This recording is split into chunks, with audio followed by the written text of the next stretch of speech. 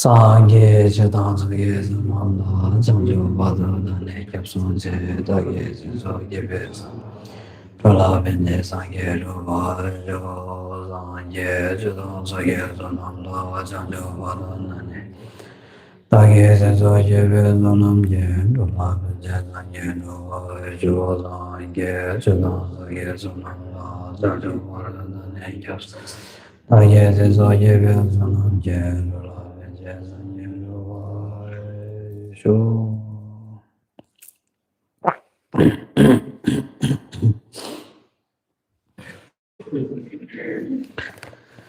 Okay.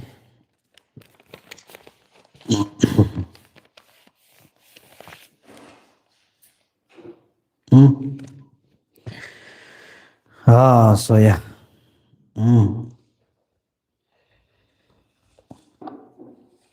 So today, yeah.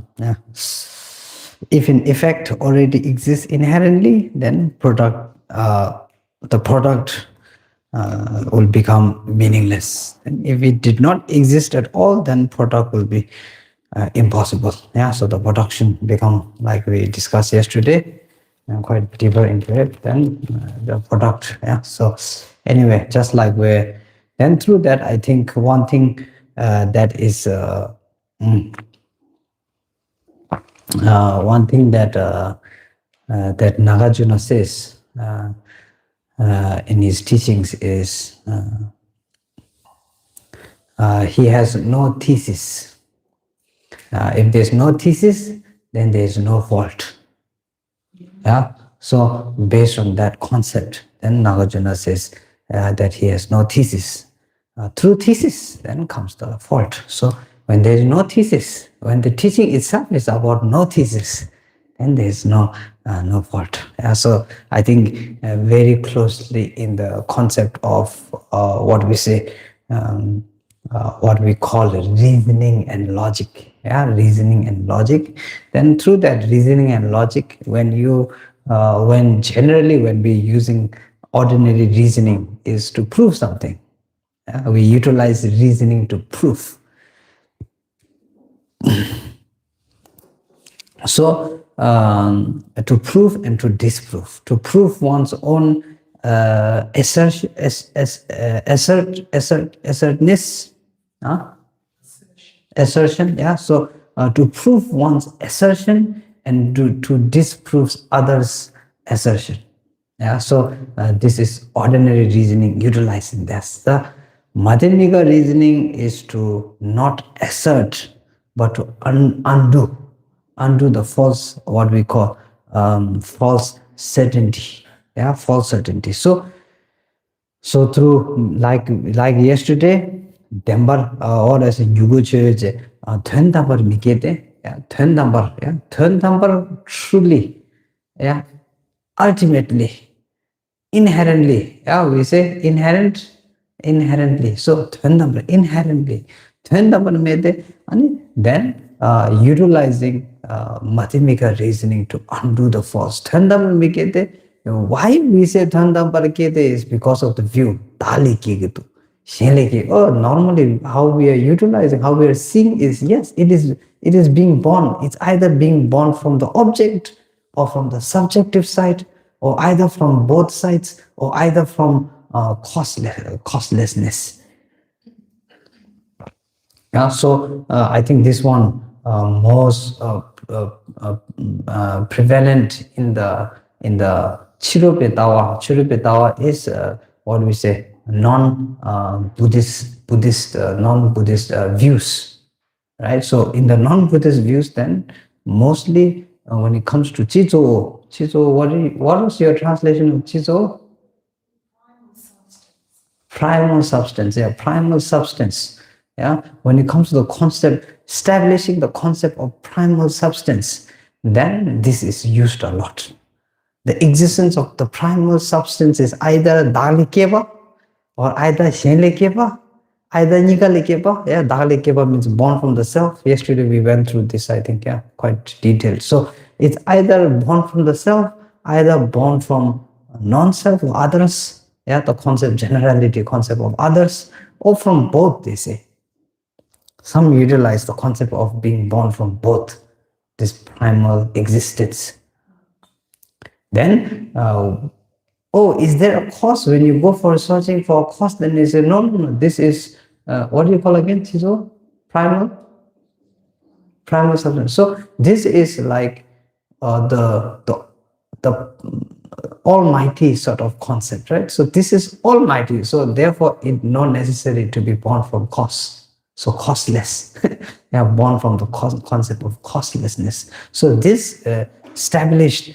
So so when one inherent existence, then if you utilize the exist, if you are able to, what we say, develop the reasoning of existence through these four, then you can say Tenda Parikya. Yeah, and this is why they say, yes, Tenda Parikya, or inherently exists, inherently there. The concept of the primal existence inherently there.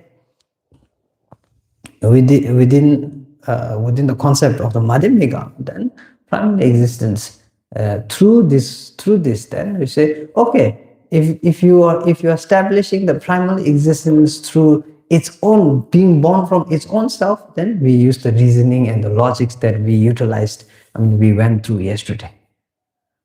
Yeah, then existence of the non. So you see through that the inherent existence. Inherent existence, when you disprove the inherent existence through the logic that we see, yeah, this through our perspective of existing through its own self, through the cause of others, yeah, or through the cause of either oneself or others, or through the causelessness. Yeah, there is no cause, but it is born through the concept of no cause sort of thing. Yeah, so that establishment is there. So with that, then this is now when you utilize the logic, yeah, Dembarameba. Yeah, we say Dembarameba. Dembarameba is truly existence. Yeah, Dembarameba. Yeah, truly non-existence. Dembarameba. Truly non-existent. Yeah, Dembarameba, truly non. So when we establishing the concept of truly non-existence, now this one inherently not there. So when we say inherently not there through this logic, then yeah, inherently not there, but it exists. Now there's, okay, again another concept that says it inherently, okay, you establish that it's inherently non-existence. If inherently existent, then has to exist from either from self, either from others, either from both, either from causelessness. And this one cannot, what do we say, logically disproven. So now they say, okay, inherent non-existence, I understand. Yeah, so okay, except inherent non-existence is Dembaramete, but is it truly non-existence? Then they say, oh, no. Inherent existence, yes, but truly existence? No. Truly existence, again, there is. It truly exists.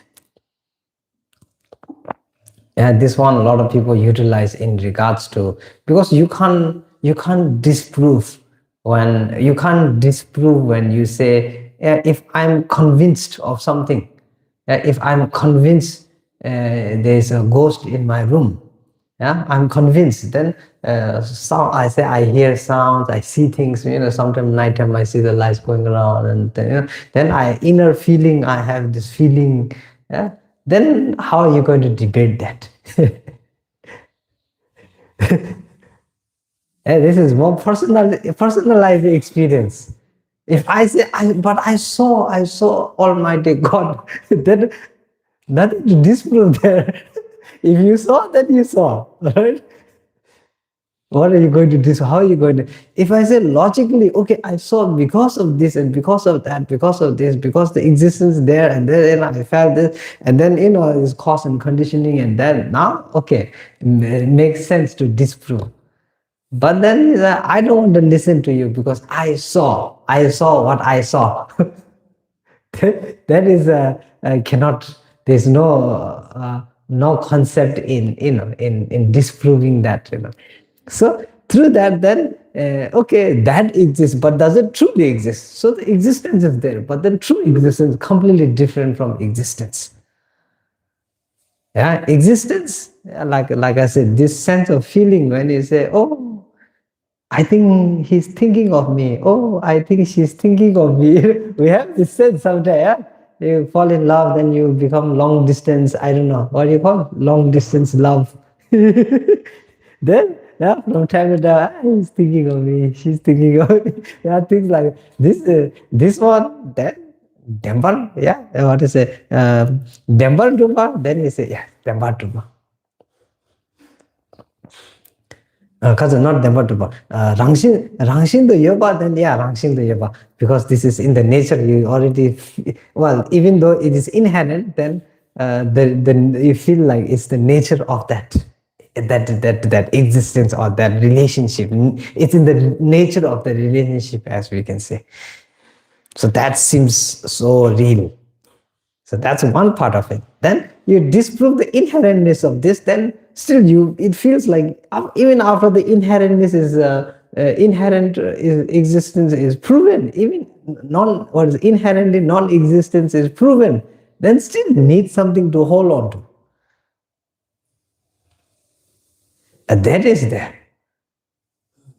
Even this is like yesterday we were saying, no, even after understanding compassion, even after understanding the result of compassion, even after seeing the Buddhas and the Bodhisattvas and your teacher and your master fully engrossed in compassion, even after seeing the result, anger still arises.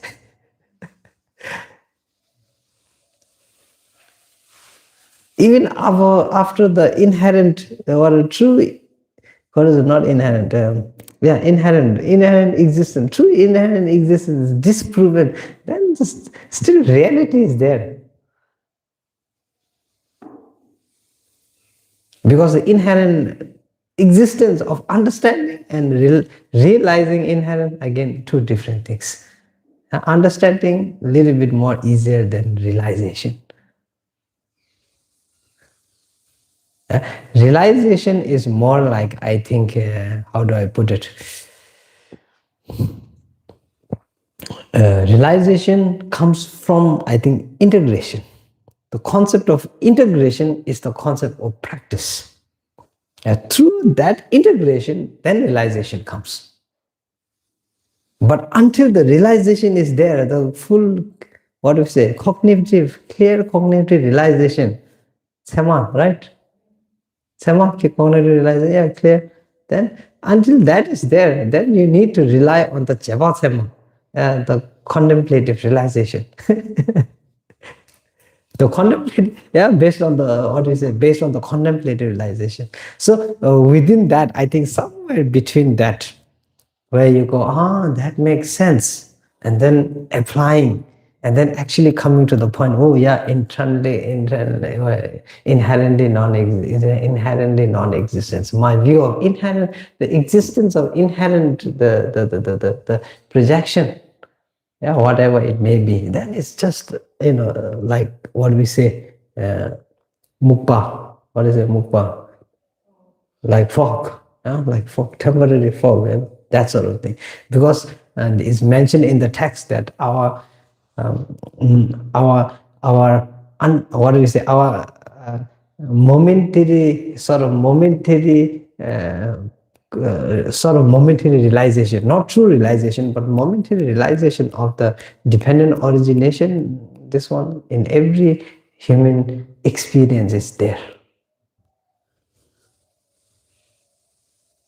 It's there. So that is there. So just, so anyway, so that is there. So through that, then anyway, so through that, then when the grasping collapses, then wisdom recognizes emptiness. When grasping collapses, then wisdom recognizes emptiness naturally. So this is sort of like a natural process of the collapsion of the grasping, or untightening. That slowly disappears. Then you start to see the natural, as we say, see the natural flow of things.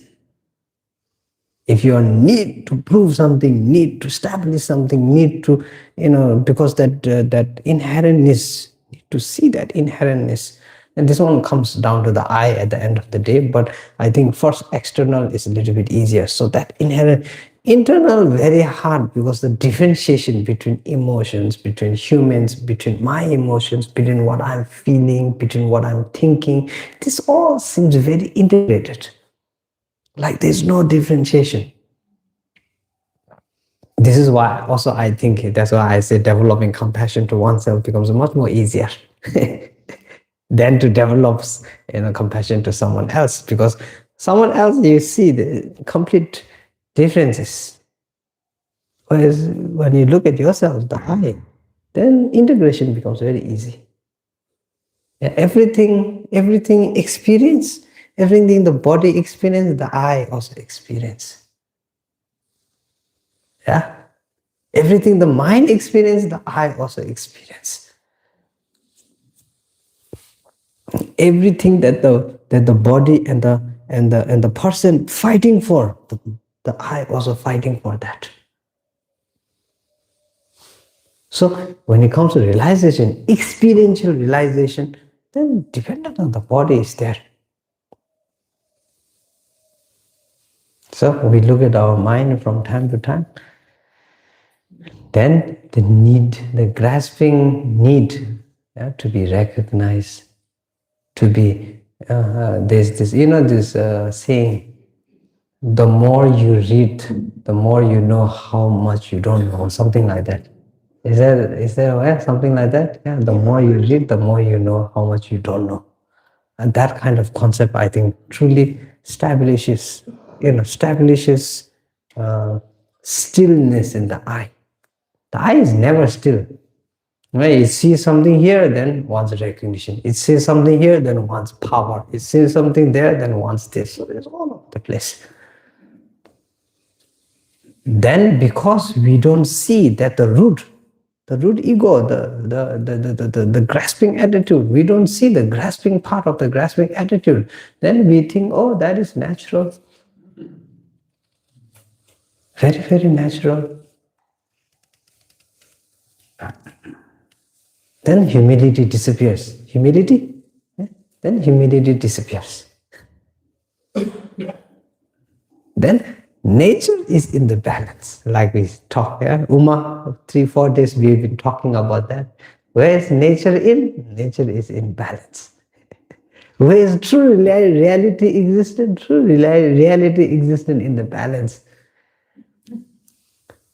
Then same thing inner also. No? Inner true existence is based on inner balance, nothing more than that. Huh? Inner true existence is based on inner balance. No? Just like external, same internal. Yeah, that is there. So then when we look at our own mind, when it comes to proving, when it comes to wanting, it's not that these are bad. Well, at the beginning we have to say that. Yeah? At the beginning of practice we say, it's not bad. It's just not natural. It's not bad, it's just not natural. Why is it not natural? Because it doesn't balance things. Why is it not natural? Because it doesn't balance the mind. This is where the whole concept of the two extremes is coming. No? What exactly is not natural? Huh? What exactly is not natural? The imbalance of the mind. Yeah? The graspingness, the, what do we say, low self-esteemness, yeah? The complete negligence of oneself,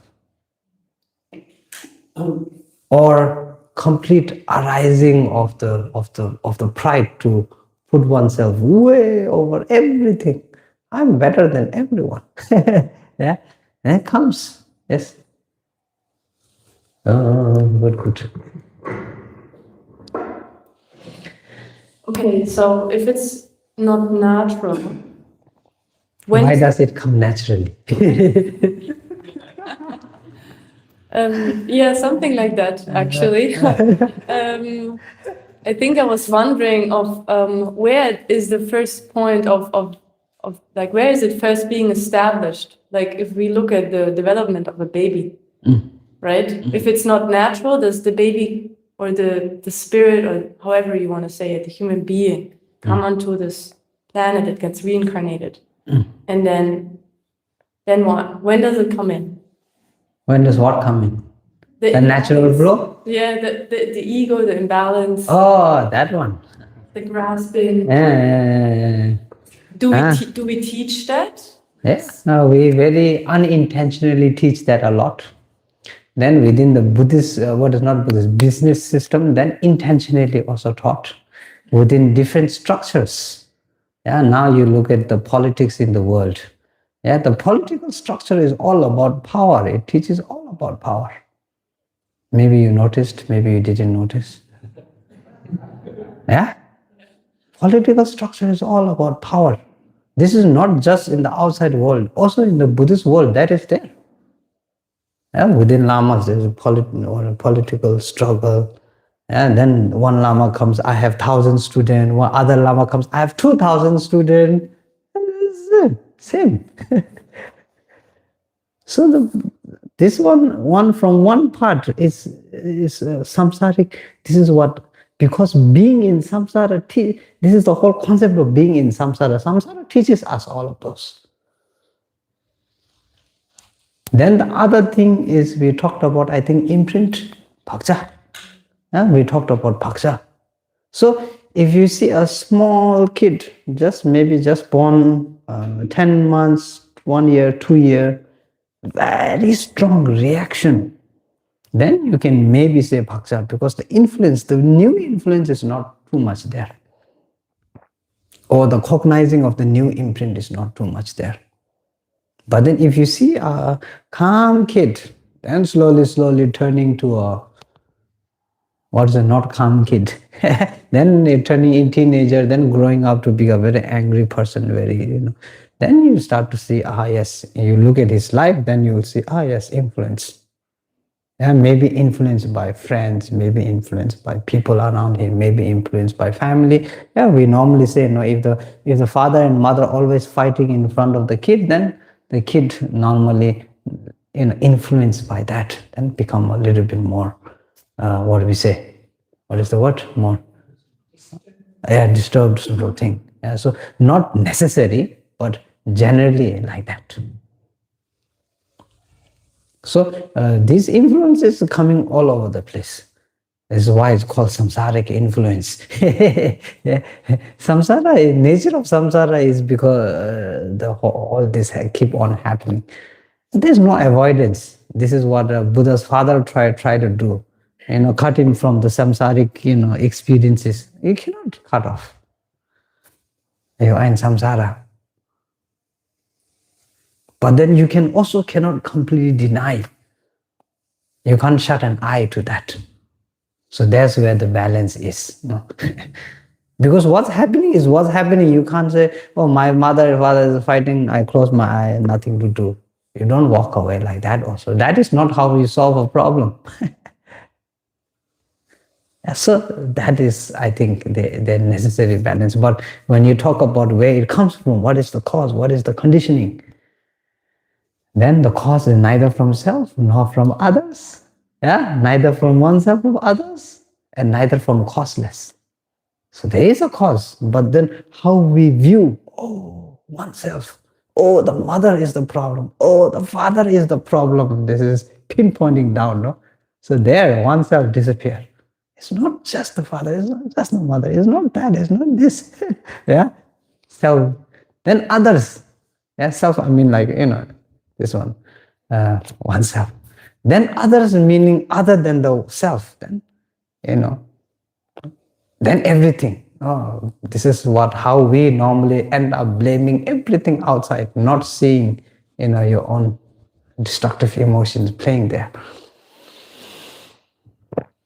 If someone says a bad word to you, and then you say, okay, forget it. End of story. There's no anger arising, there's no jealousy arising, there's no fear arising, nothing arising. The moment someone says, something bad to you, then you say back. Now you start to see, the mind is creating that. Now your expression is creating, your action is creating the problem. And the problem is within you. If two of you fighting, I don't feel the problem. I don't see right? Right? Two people fighting there, I'm not involved. There's no pain, there's no anger, there's no hatred. Here, nothing there. It's existent there. It's existent between the two people. Now, between the two people, one person forgives. Forget it. It's okay. I understand. Walks away. Now the problem exists in where? In only one person. Yeah. Now, even that person says, okay, he forgave, so I also forgive. Now, where's the problem? Poof, gone. So, neither self, neither others, neither both. Then costless. Is it costless? No, now you start to see, you start to reconnect. It's through cause. Specific cause. So, contemplation, like yesterday I was talking about integrating this concept of Talema, Shileme, Ineme, Kimeme into your own life. This is how you integrate. And through that, what you understand is, like I said, you understand the naturalization of things. The what do we say? Non-dual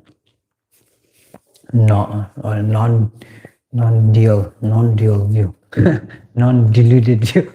What do you call? Not here, not there. Like in non-dualistic. Yeah, like non-dualistic. You say, yeah.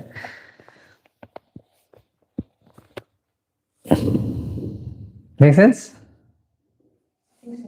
Yeah.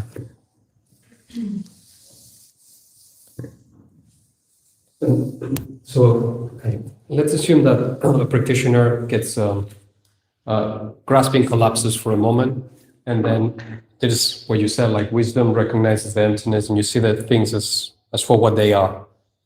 Then the process of functioning in the world still requires some grasping.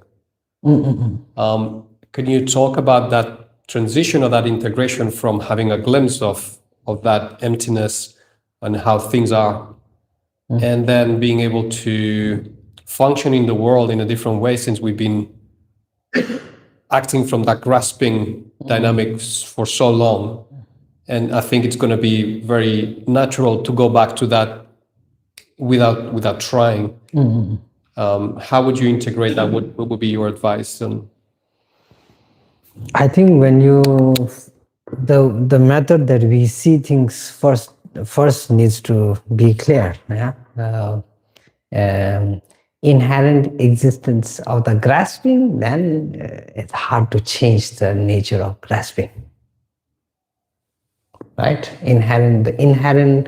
The inherentness within the grasping is there. As long as the inherent existence within the grasping is there, then a little bit hard to change our viewed nature of the graspingness.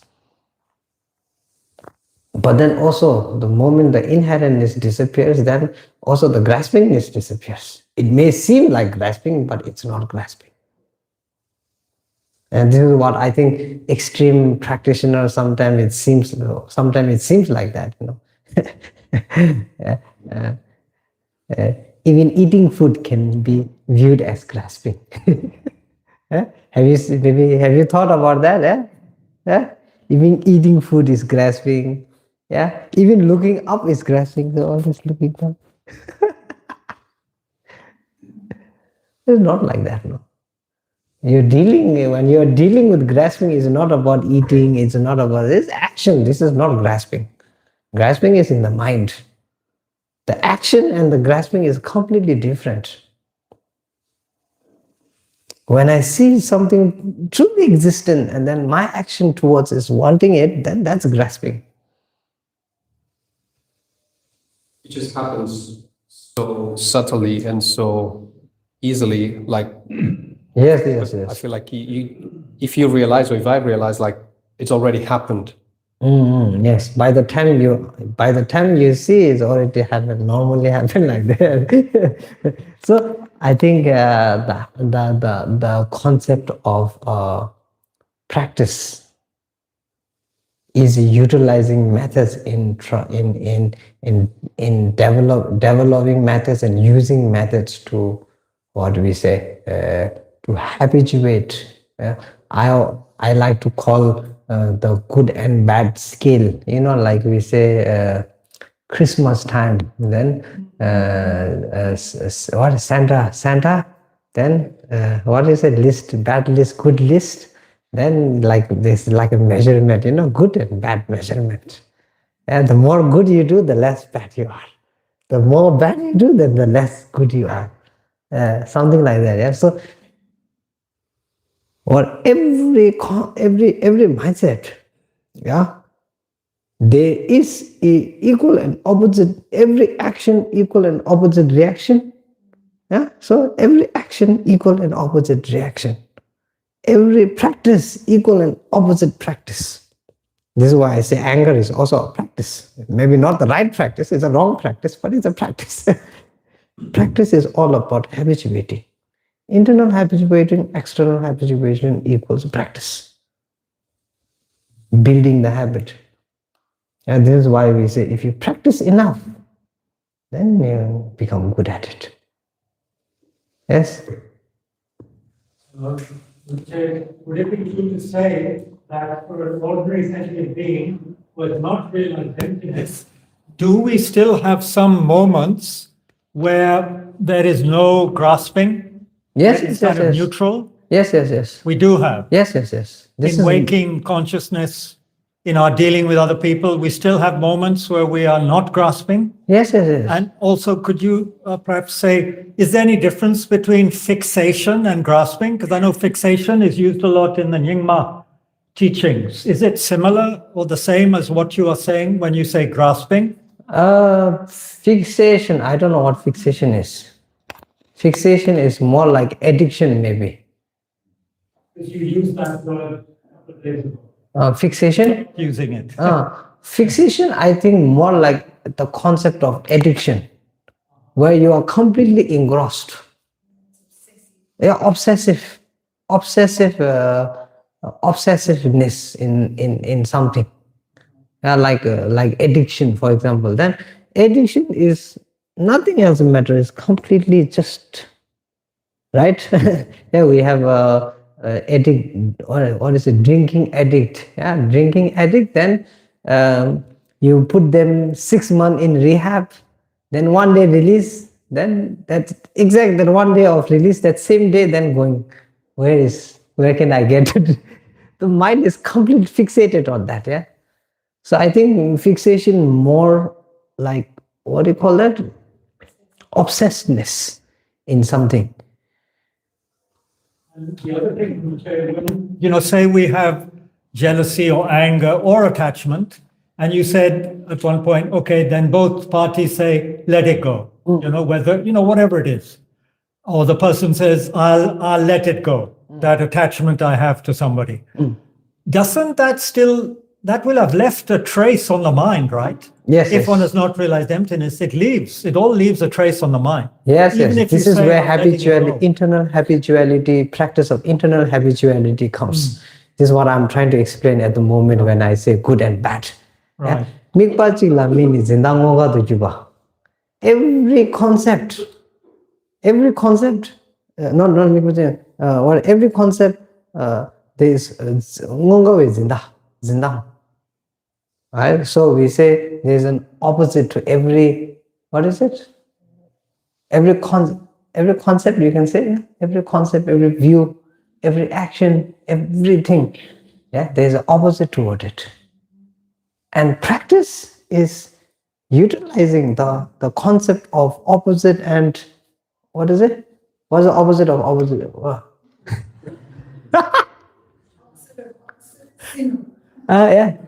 Yeah. So every opposite, you see this, counterpart. Yeah. So everything has a counterpart.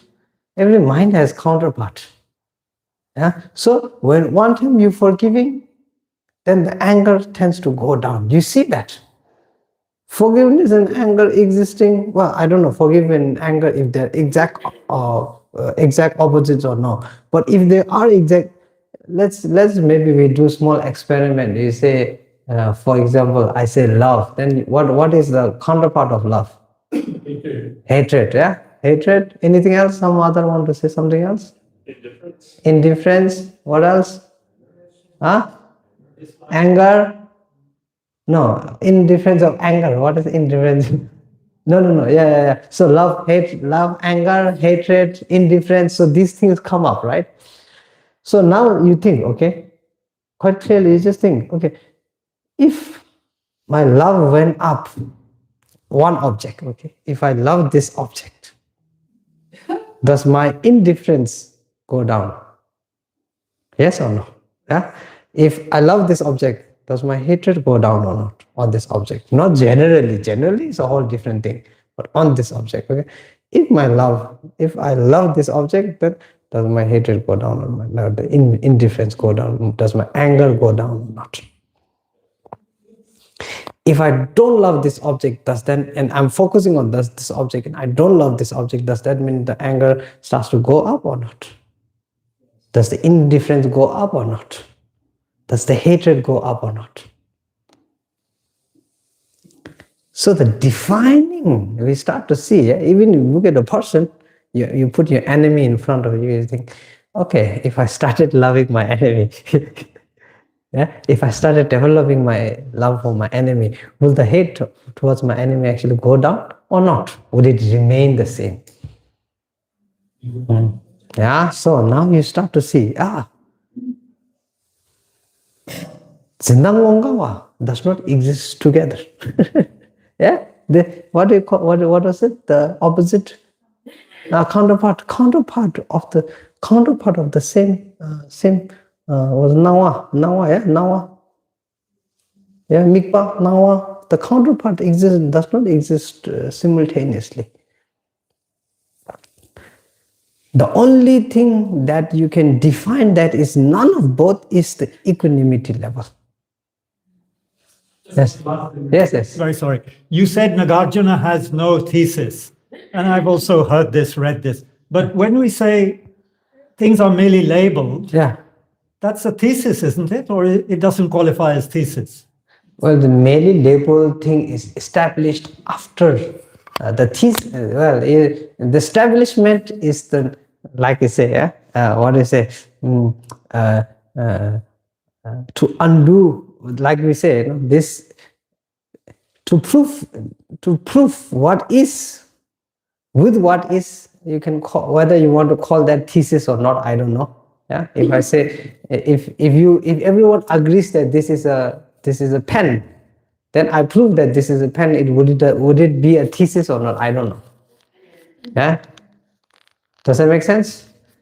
Consequence of the dismantling rather than assertion. Yes. That's what I mean. So if proving that this reality is what it is, there's nothing to prove beyond what already is. So there's no thesis. I don't know how to put this down, but if I'm proving something beyond something, then that can become a thesis. Yeah, like if all of us have never been beyond the gates of Buddhist Institute, then I come and say, okay, beyond there's a cow, beyond there's this, there's that, and I can prove to you by showing pictures, by doing that. But then this is more for like a more like something new opening sort of thing. Whereas if everyone knows this, and I'm saying what everyone knows, everyone knows that there is a road leading to the stupa. Then I say there is a road leading to a stupa. Not everyone knows the thing for these labels. That is very unusual view. But they go labeling every day.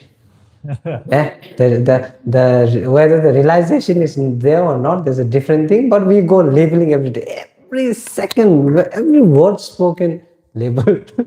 We're using it very naturally. It's a very everyday thing. Yeah. So back to the mind. Yeah, Mikbaji was when one mind focusing on one object, then on one emotion, there is the exact you are right. There's an exact opposite that the concept that does not exist simultaneously, cannot exist simultaneously.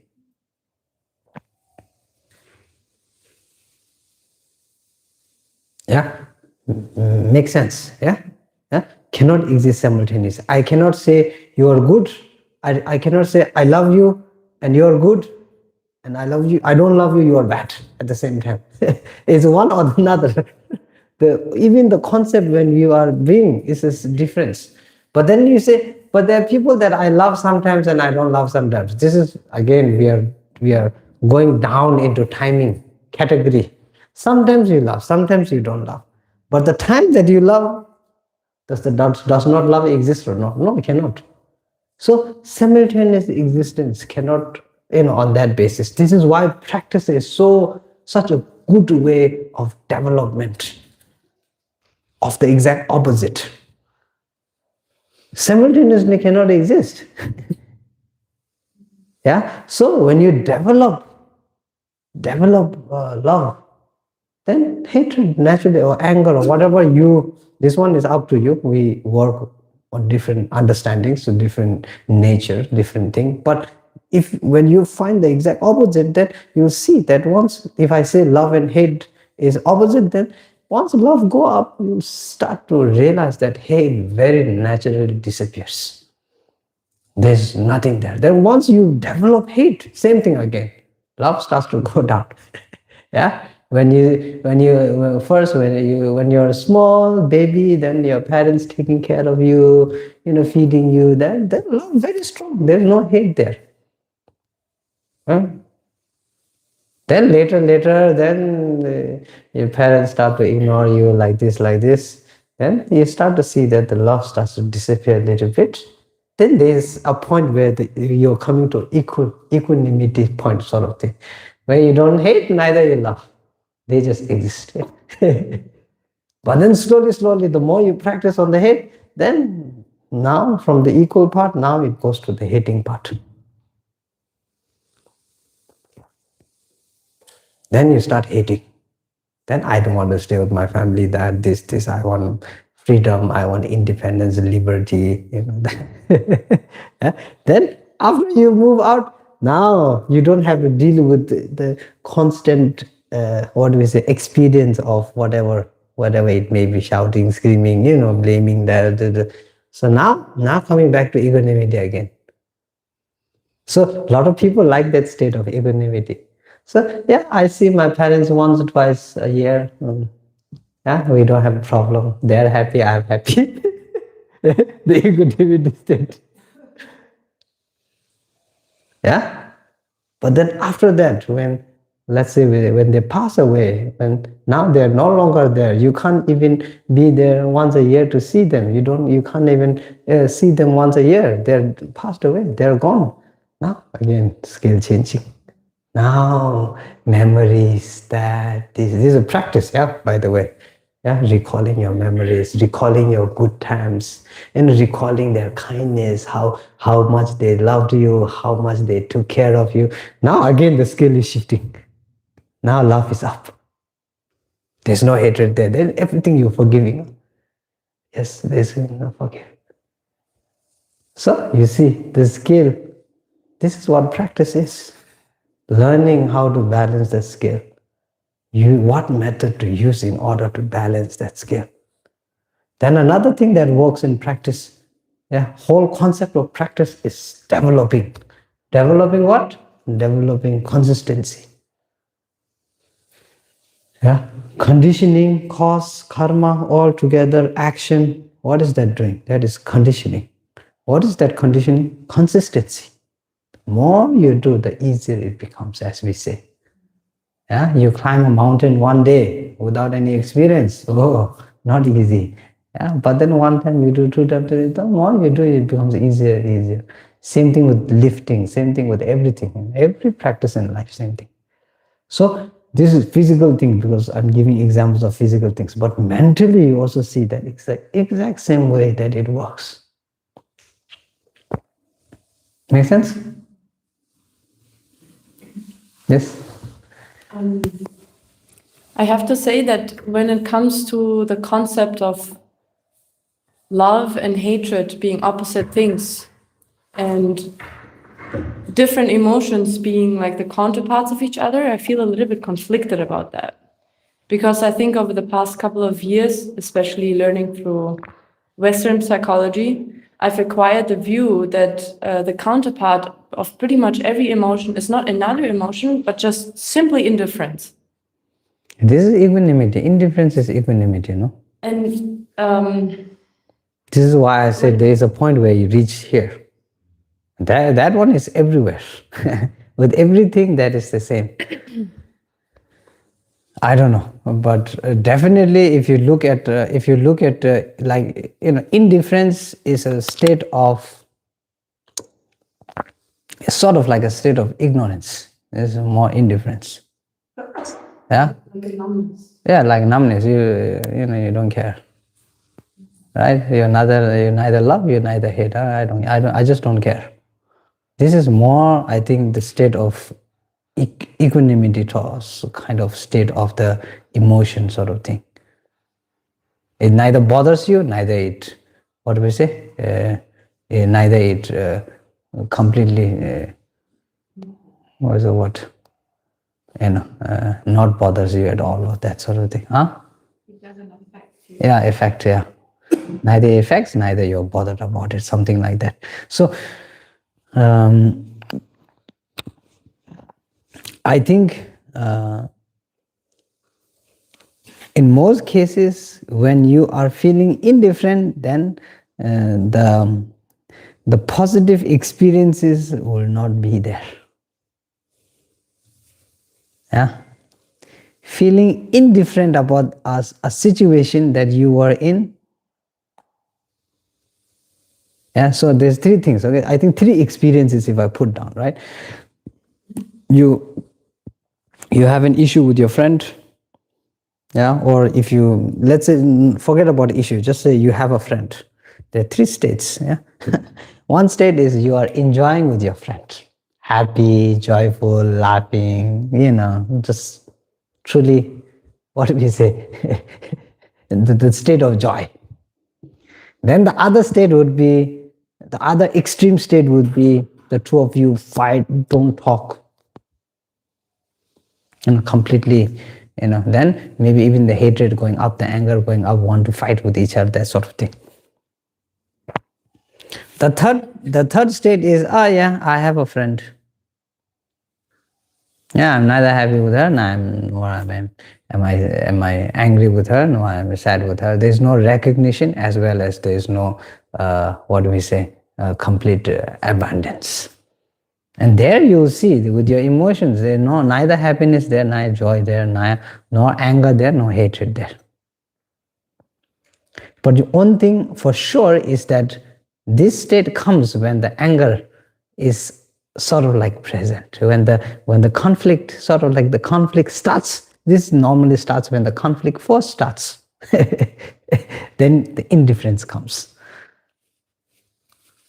But this one you can still contemplate. And this is me just saying, generalizations sort of thing. This is just like Buddha said, you don't take everything as truth. Contemplation is important. So contemplation you must do. If this through that contemplation, then if it makes sense, then yes. But I think this is generally, if you look at it, I don't know. What do you think? What do you think?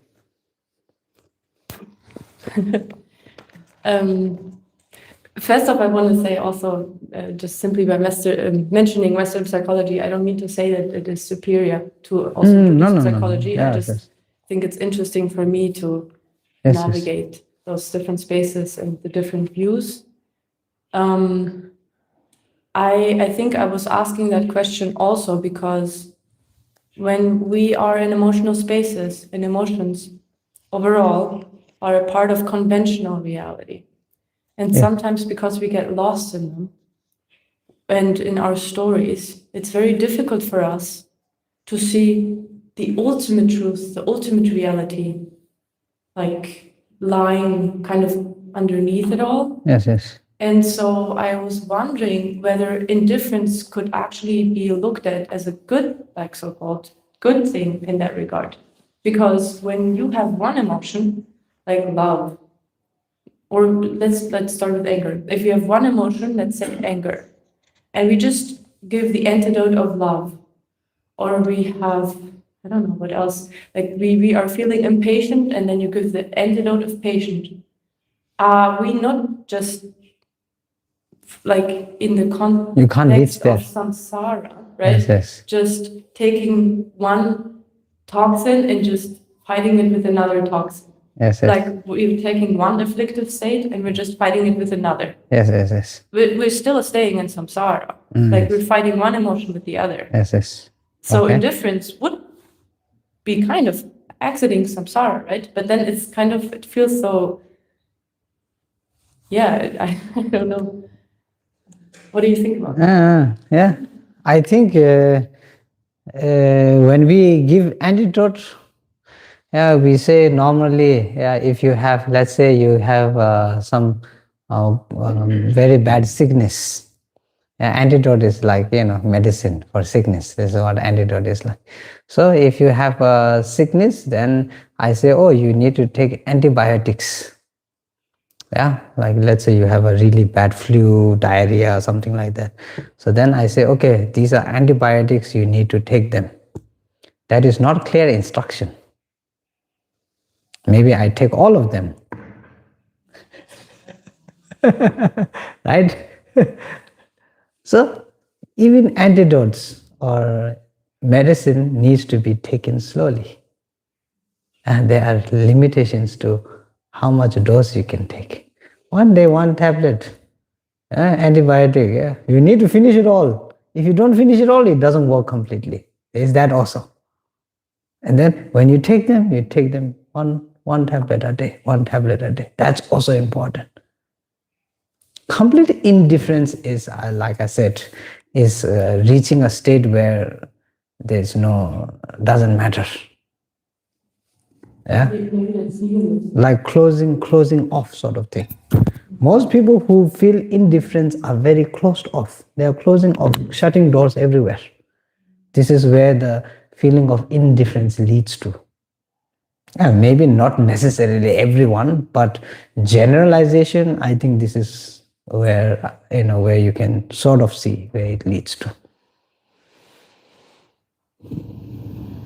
Because like I said, as human beings, sense, emotion, feeling, this is important. Indifference is cutting them off. This is indifference. So can be a little bit dangerous also.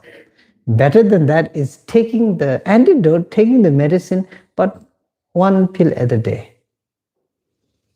Antidote doesn't mean, today you patience and impatience. When you are impatient, it doesn't mean today you be patient and forget about impatient and let go of that and let go. Impatience happening because the eye is important. So like if I'm sitting in a hospital with my mother here sick, maybe coughing out blood or something like that.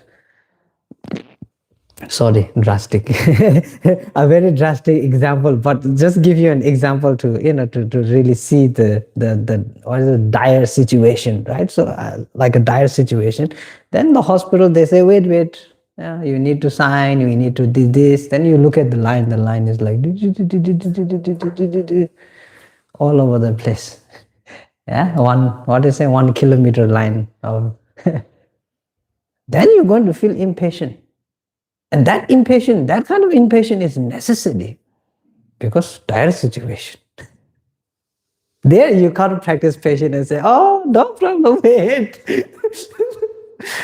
That makes no sense. True or not? You need to be kind, you need to be compassionate, you need to be patient. Yes, patience is important. But in a situation like this, If a lama comes or someone comes and says, "Oh, wait, relax, you need to be patient, practice patience," right? No, this is the concept. There is application of based on situation. There's application. So this one dire situation example I'm giving, where actually, impatient actually brings more result, and it's necessary for that. So the only thing I'm telling you is that emotions are emotions. Anger is anger. The nature of anger, whether it's good or whether it's bad, it's just anger. There's no good, there's no bad. Because the utilization is based on the utilization. This is why bodhisattvas if you study the Bodhicitta Avatara, Bodhisattva way of life, then there is bodhisattvas that utilize anger in order, you have all the wrathful, deities and beings, the expression of anger in order to utilize development, in order to utilize. So these kind of practices are there. Give an example that could help us about Indifference. I think it could be controversial, especially for us Western, to talk about love, to use the term love, because I think for us, when we think about love, we think about romantic love, which is actually attachment.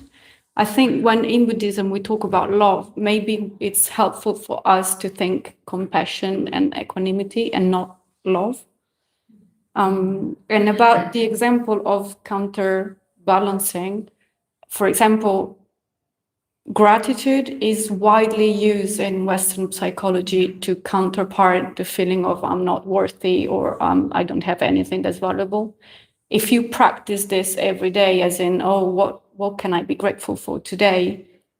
It actually works if you practice on the long term, which could explain more that kind of counterbalance one bad practice of I don't feel worthy with the practice of gratitude, if that can help.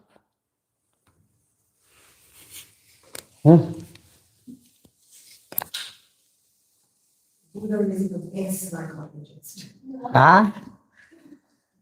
Buddha is the best psychologist. Yeah, I say I like to use the term artist. Now we have a lot of artists.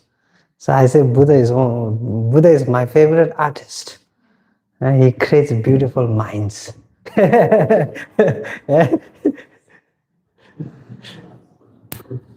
Is there such a thing as grasping of ungrasping? Grasping of ungrasping? Yeah, or can grasping of ungrasping, of letting go of grasping emerge in the mind when we are trying to forcefully undo the grasping? We realize the grasping and then you're sort of trying to forcefully get rid of it. And if so, how are we to observe it as any other grasping tendency and to realize where it comes from? Yeah, I think the practice of emptiness. Yeah? Is emptiness of emptiness, inherent existence of the emptiness itself. Yeah, because now we say the view of emptiness, the nature of emptiness, the structure of emptiness, the development of emptiness, what it does, seeing in what is the inherent nature, letting go of the concept of the grasping, and these are also important because in order to reach enlightenment, you need to realize those. So now you say, that's the only way to attain enlightenment. Ooh. Yeah. Now the grasping also starts to happen. Then this is where what do we say in the practice? This is where the practice of the emptiness comes. Yes, you need this in order to attain enlightenment, but you know that this is also inherent of its own true nature, right? the conventional way of you seeing this, that one step is here, one step is there, this is how we achieve and this and that. It's all conventional, right? So that reminder is also there. So it does come from the desire of attachment for freedom of suffering. Yes. And we also have to let go of that and just see things for what they are. Like yesterday when we were talking about the meditation, yesterday afternoon we were talking about the mind, how it reacts, how meditation, how, what kind of steps we take into meditation. That time I was telling about, yes, we need to see for what it is. Through that, then you start to see, because when you are unable to see what it is and you're constantly making what it should be, then you are again in the same, maybe a little bit better than before, but in the same circle. Yeah, like I said, the mind always is either in the past, sorry, I forget it. So either in the past, either in the future, or either in the present. And then the grasping happens there. When you're grasping for enlightenment, is in the future. The faster, the better, the this, the that. One time, His Holiness, someone asked His Holiness, what is the fastest way to enlightenment? Is the tantric practice the fastest way to enlightenment? Because many scriptures and many texts talk about that.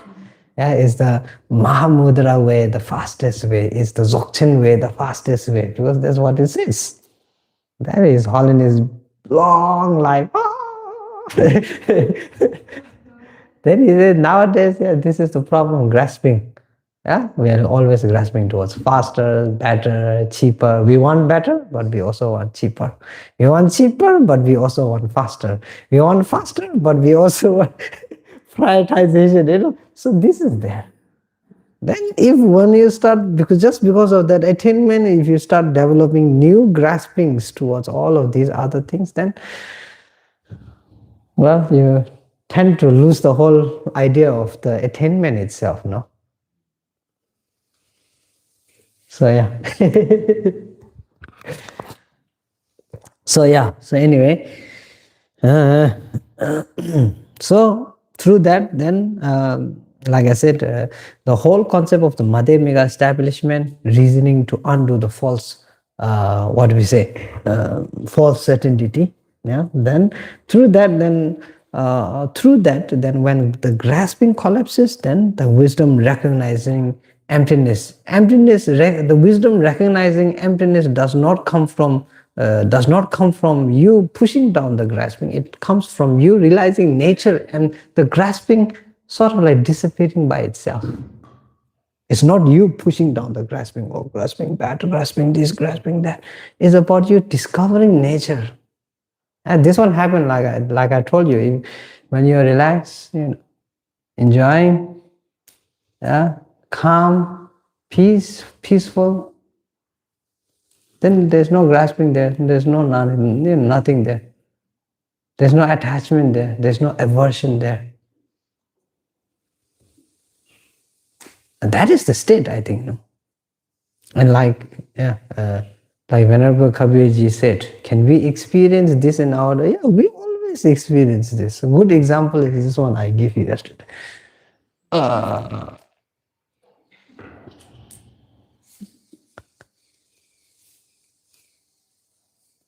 Mind, you look, of course, body is stretching, doing something completely, in its own state.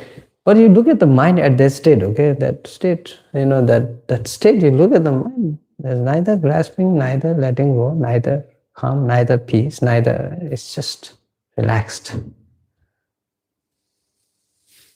So these kind of states, I think, within the text also, there's many states that are explained, especially if you look at if you look at, I think, in the explanation of the clear light state, the stage of, sort of like the sparks of the clear light arising throughout our experiential life here and there. And these ones are there. And I think within those clear light states, it's not, I realize emptiness, but it is, letting go of everything, realizing that, that is the flow, that is the nature, that is where my mind is calm. There, no aversion, no attraction, no the attachment. The grasping is not there. So these states are definitely. So anyway, so through that, then the wisdom recognizing emptiness, arising,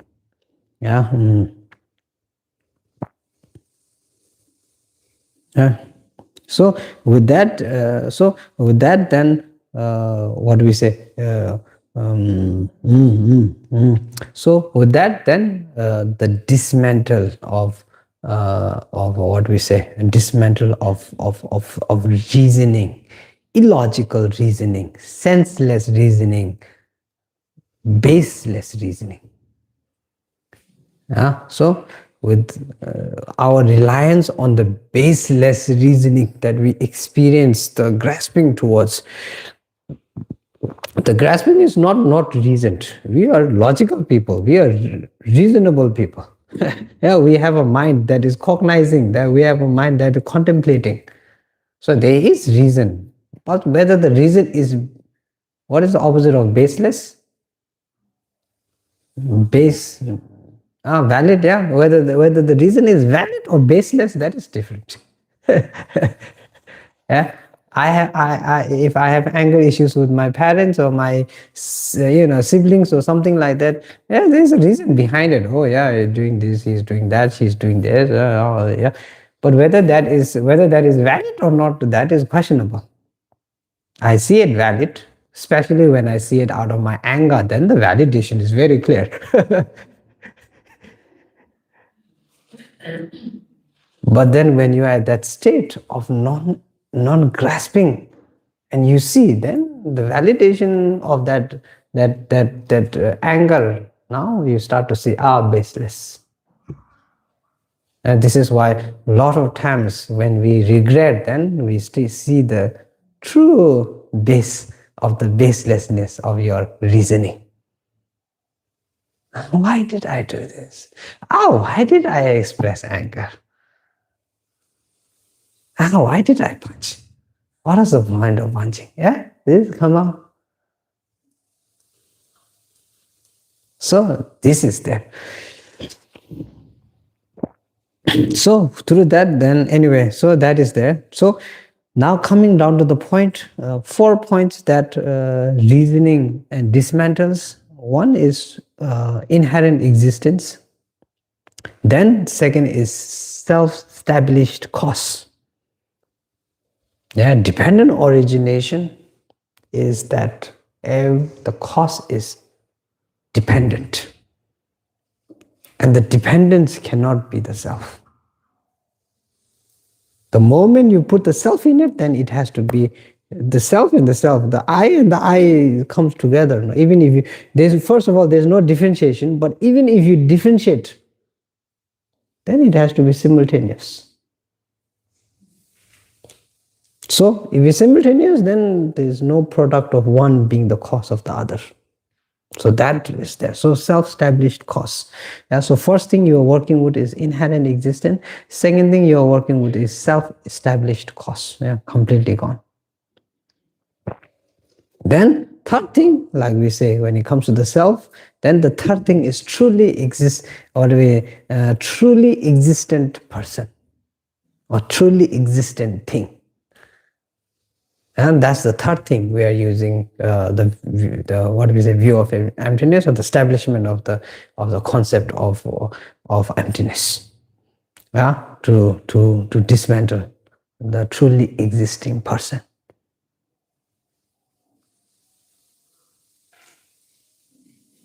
So then the fourth one, then what we say, or what we were just talking about, yeah. Then after dismantling these three, then the third thing comes, emptiness, so important, emptiness, then emptiness is the most important, most that necessity, yeah, that, this, then the grasping starts to happen. So then then we call it the subtle, what do we say, subtle dismantle of emptiness itself. Yeah, I think generally the view of emptiness used to negate the self-grasping attitude, but then also if the realization empty, or what do we say, the establishment of the realization is not coming clearly, it's like not clearly there, then utilizing it in order to negate the self-grasping attitude becomes a little bit of a challenge. And this is, I think, what normally experienced within the path and the grounds, the tantric path of the path and the grounds. Because the grasping attitude, yeah, what we see right now, grasping attitude that we see in regards to solid, felt aggression, felt destructive emotions, these are on the ground. They are very, very gross level. Then after you feel calm, you feel relaxed, you feel that, you feel like you are a bodhisattva.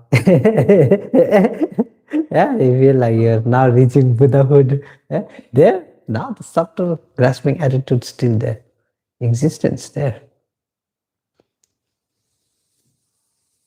Sometimes I think something like you're truly not a Buddha until you find out that you are not a Buddha, even in the state of Buddhahood, I think.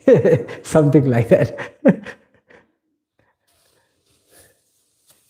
So that is also redirected with, like within the path and the ground, what we say, path of seeing, then path of what we say, what is it, practice, gomlam, yeah, yeah, path, yeah, gomlam, yeah, habituation, yeah, then gomlam, then yeah, thonglam and gomlam, mainly thonglam and gomlam. Then this one now starts the true utilization of emptiness on the what do we say, subtle integration. That starts from there. Then within gomlam, then you go into the tantric path, and within that also very, very subtle indications of the grasping attitude. So there, this, I think, the habituation, gomlam, most of within the gomlam also, then there is what do we say, anyway, this is there. So yeah, so yeah, that, then tea time.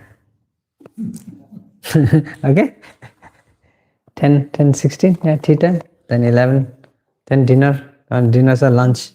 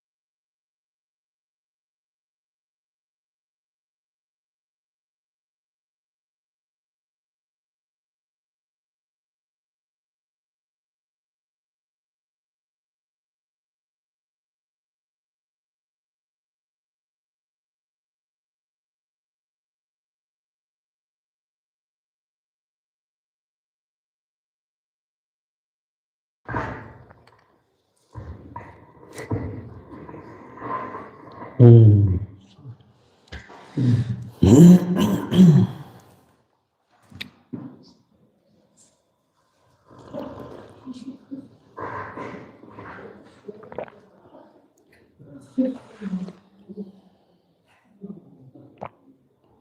bring your tea? No? Finish. So rush. Bring here, then you can sit down, listen, enjoy.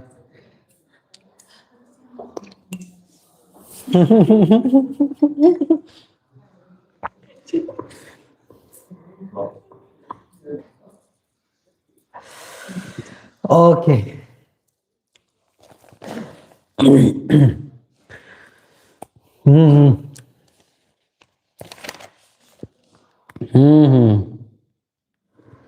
So that.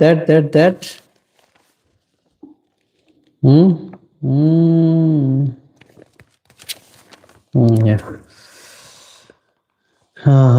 Uses consequences to determine dismantle views, makes no independent assertion, then uses provincials.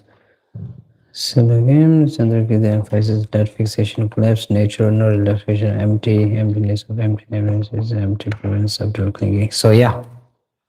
So I think here and there, different schools establishment, of course, based on based on the method, then difference. But at the ultimate level, I think the state of realizing what emptiness is I think pretty much commonly known as the what we say the reality state, right? So knowing things for what they are, knowing things that things are dependent on the arising part of the things is dependent on dependent and origination. Yeah, the concept of origination establishing specificness, then also origination on the basis of developing contemplation, then dependence on the establishment of cause and conditioning. So or cause or conditioning, or what we say dependence in the form of Chita Cheta, that everything is not just cause and condition on the impermanent side, but even on the permanent side, then the Chita Cheta, generalization and particularization is also dependent. Particular, if there's no general, then there's no particular. If there's no particular, then there's no concept of general also. So even in the form of emptiness itself, for example, we say so permanent, then Buddha nature Dhammakaya permanent, then the sky, what do we say, Thore comes like mega, the what do we say, the nothingness in space, so space, nothingness, that also permanent. The establishment of these in the concept of dependent is that it's impermanent. There's no cause and condition, but it's dependent on Chitta Cheta, dependent on generalization and dependent on particularity, so on and so forth. So these are there. Then when it comes to what we say, when it comes to the nature, then also permanence and what we say, permanence and impermanence in every object, this is also established. I think this one better to go a little bit more into philosophy to establish these views, because this is not, I don't think this is like on the introductory view side, because then otherwise just get a little bit confusion. So for example, if you look at generally we say Pumba is like a vase. So if you look at a vase, then the emptiness side of the vase, then the vase from the impermanent side of the vase, then conditioning side of the vase, then origin side of the vase, then nature of the vase. So even one thing such as a vase has all of these categories. Then when you say person, Dakvishi is what do we say, point place of labeling. So Dakvishi, Takpa. So Takpa is labeling, then she is like base. So the base of labeling, also anything that is of base of labeling, then has the same nature within.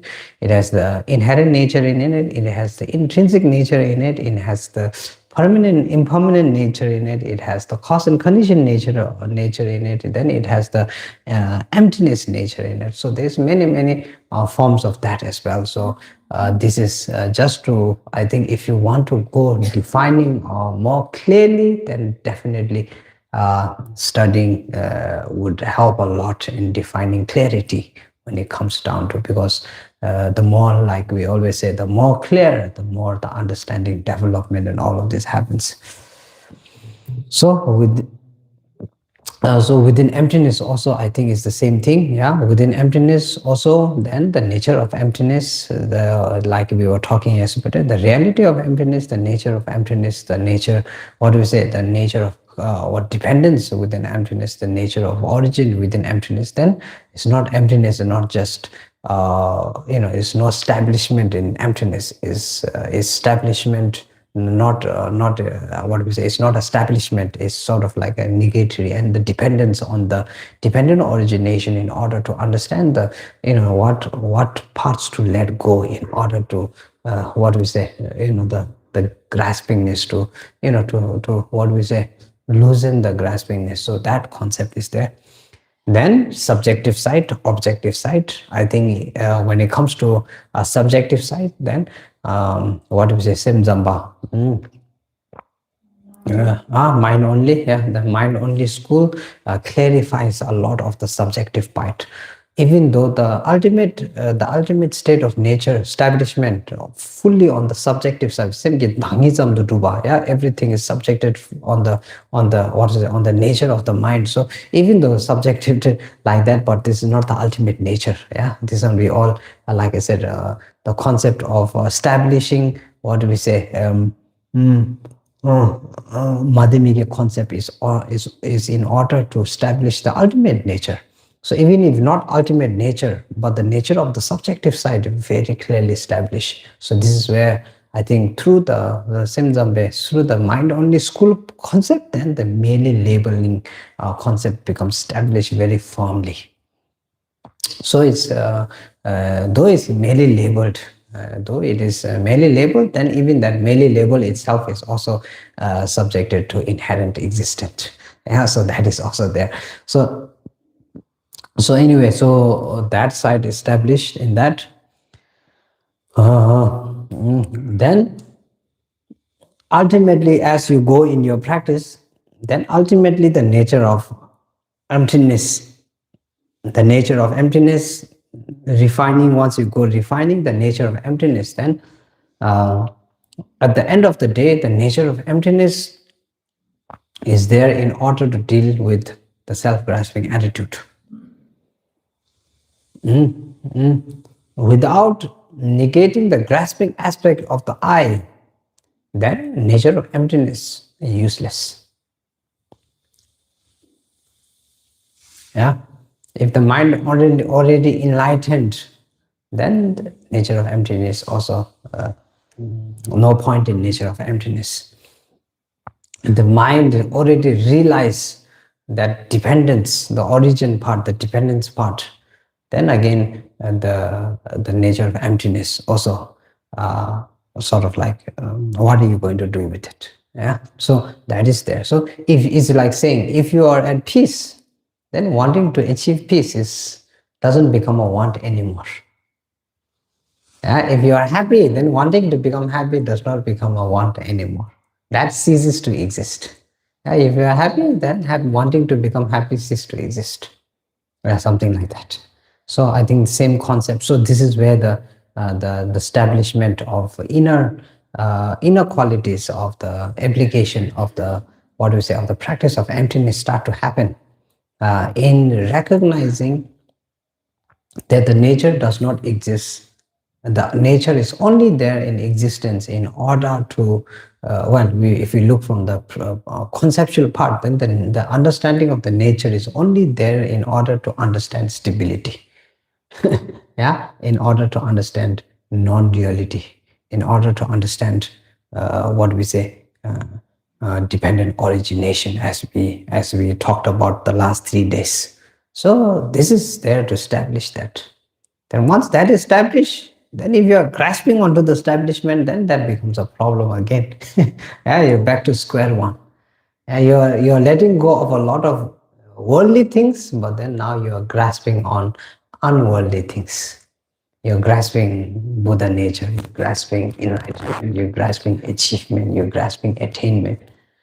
And that grasping again starts to produce ego, starts to produce hatred, starts to produce anger, starts to produce pride. This is the same thing will happen. And no matter where your practice is, if you hold on to the grasping, whether you are holding on to a higher grasping or a lower grasping, grasping is grasping. Grasping doesn't define, oh, you are a higher being, so I'm going to avoid you. The grasping does not do that. Yeah? The grasping nature is just grasping. So whether you are a higher being in a higher state, this is why even though in the God realm, higher realms within the God realms, even there the grasping is very strong. If you look throughout history, many different histories, Hinduism, Christianity, Greek, that this. If you look out throughout history, you study the gods, then you start to see, grasp there.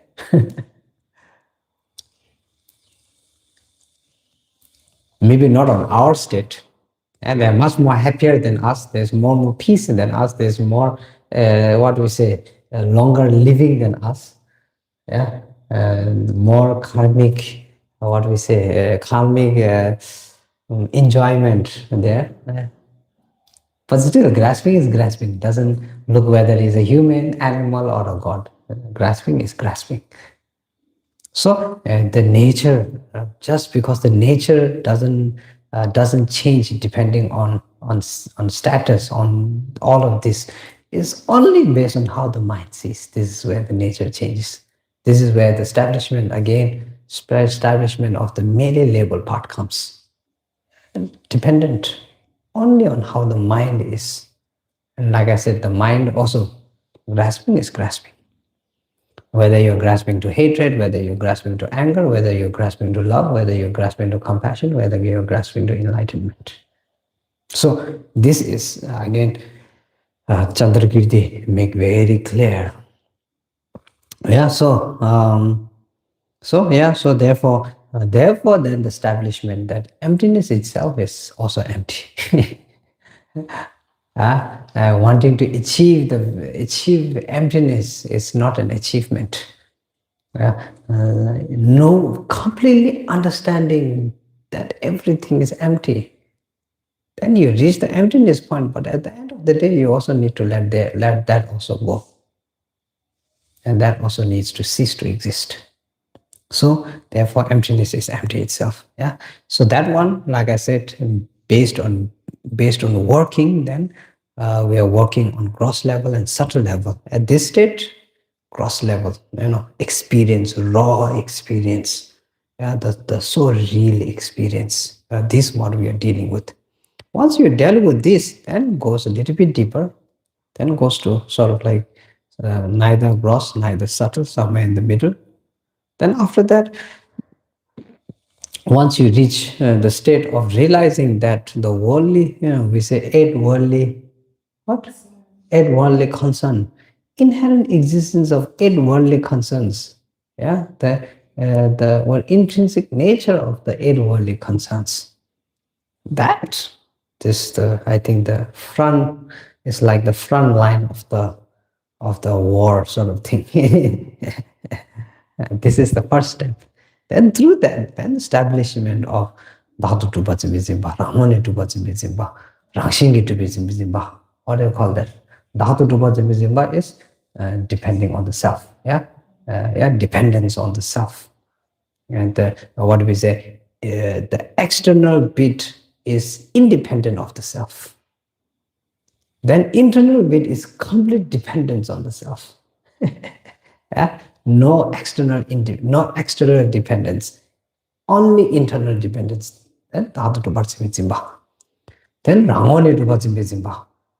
Ramone Tupa is like self. The only thing that matters is my enlightenment. This is, I think, Ramone Tupa. I can do it. I don't need anyone else. So then Ramone Tupa Chimbizimba. Then Rangshingi Tupa Chimbizimba. Then the nature feels like, oh, this is similar to what we say, feels so real. Yeah. When you are angry, right there, then we say, do. Come naturally. Emotion coming naturally. Neither you are forcing them to come, neither you are logically contemplating for them to come. The experience seems like they are naturally coming. This is why it's so hard to understand how this is so unnatural, how this is not the way of reality, because it's coming so natural. Yeah? When you try to make the river flow up, then very unnatural, unnatural. Yeah, unnatural. So now you need many things in order to make that happen. And you need pump, you need force, you need that, you need this. But if you want to make the river flow downwards, then you don't need anything, it's just flowing. Then you say natural, right? So emotion, same thing. Yeah? When you need force, when you need to push, when you need to pump, when you need to do that, then we say this is unnatural. Then when they come flowing, then you say, oh, that's very natural. So this is our misconception that it's natural just because the flowing is there. Yeah, so ranging itu bah.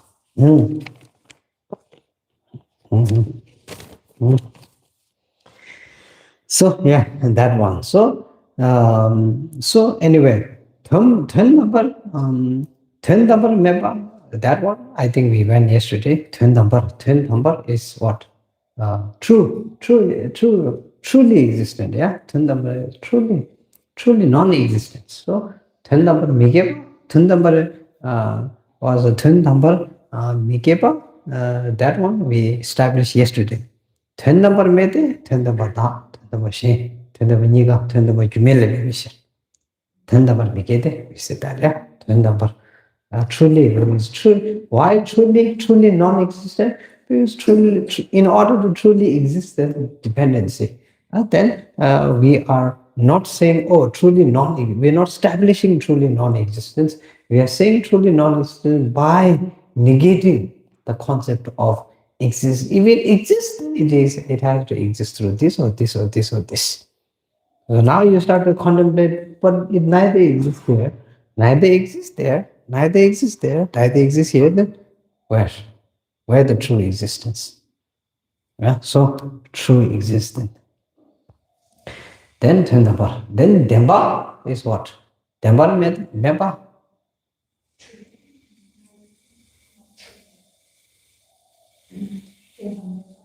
Ten number and ten number, what is? Sorry.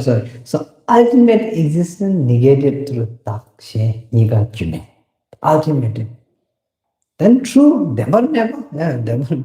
Sorry, I'm mistaken this terminology all over the place. So yeah, ultimately existent, that one. Ultimately, if it exists, then it has to exist through self, through others, through either self or others, or through both of them, or through causeless.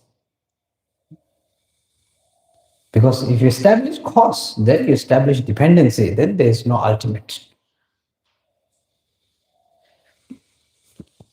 Then Demba, so through that, then that one, yeah. So through that, then Demba Mepa. Then Demba Mepa is truly. Not truly, yeah, Demba Mepa. So not truly. Now you say, okay, ultimately does not exist. Not truly also. Demba Mepa is not true also. Why Demba Mepa? And Demba to be chick down to Makarun motivation. Yeah. If Demba do bachik that Makarun to yoga. Right? So if it is true, then it has to be true. What is it? Demba to be chick that how do you say?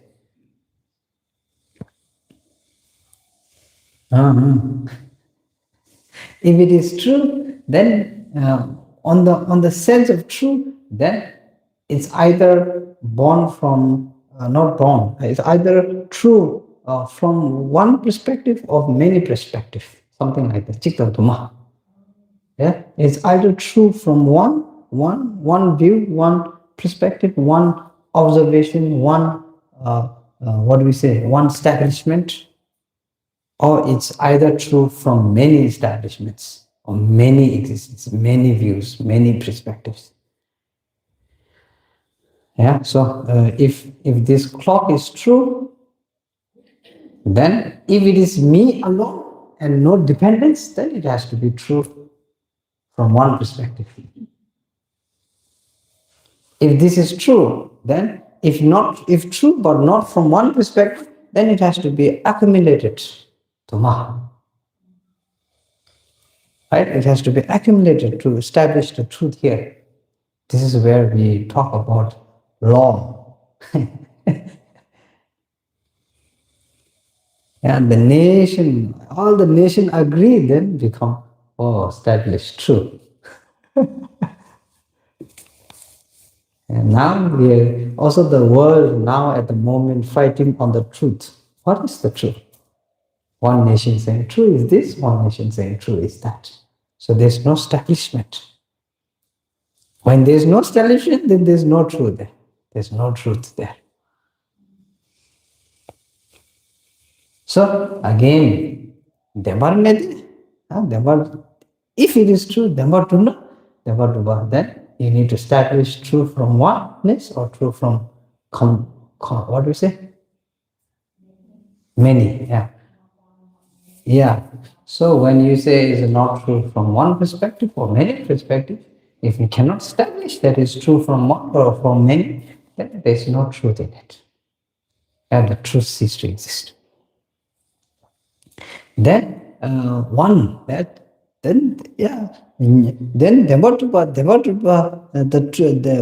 truth, the establishment of truth does not come from oneness. Why? Because chaje vishir. Cha is what? Parts, yeah, because it's dependent on many parts, so it cannot be one.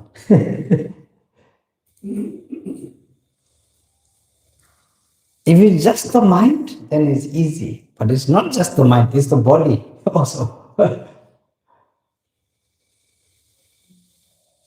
Yeah? If it's just the person, then easy. But it's not just the person, it's also the object. It's just the object, then easy. No, but then dependent on subject. So there's no oneness there. You cannot establish that it exists from one side. This Chikduduba, that is our problem with the mind. We always think Chikduduba, always say, my view is right, my concept is right, my way is right. Yours is wrong, yours is that, yours is this, yours is under. This is where the oneness comes. Not oneness, it's establishment of the one of truth from the one-sidedness comes. And that does not exist. Why it does not exist? Because it depends on parts.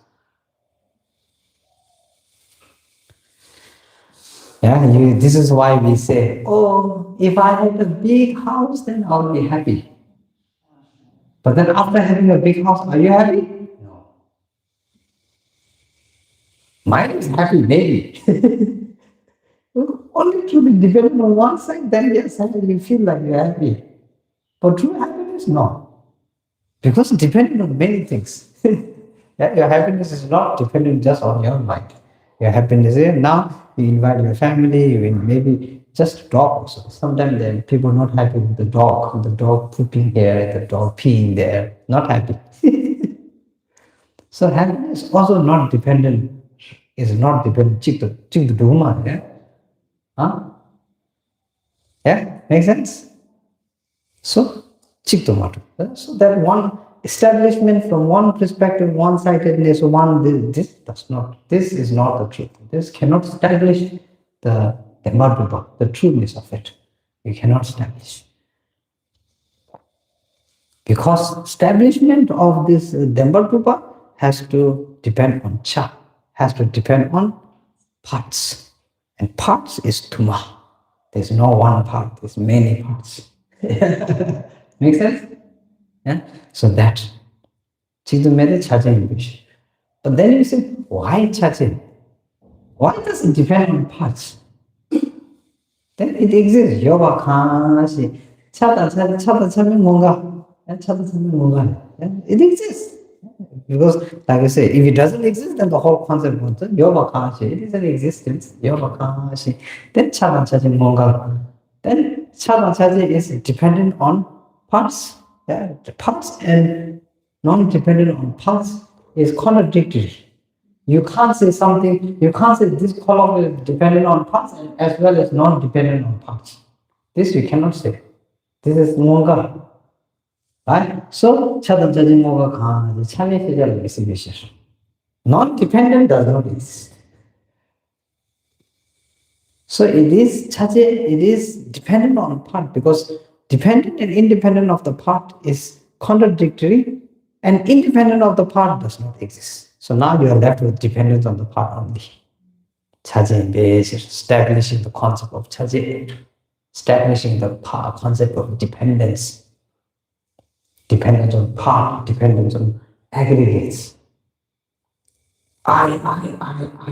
Same thing. Chadam chaje, because yoga kanashi, it exists. I exist. Then chadam chaje munga. Yeah, contradictory.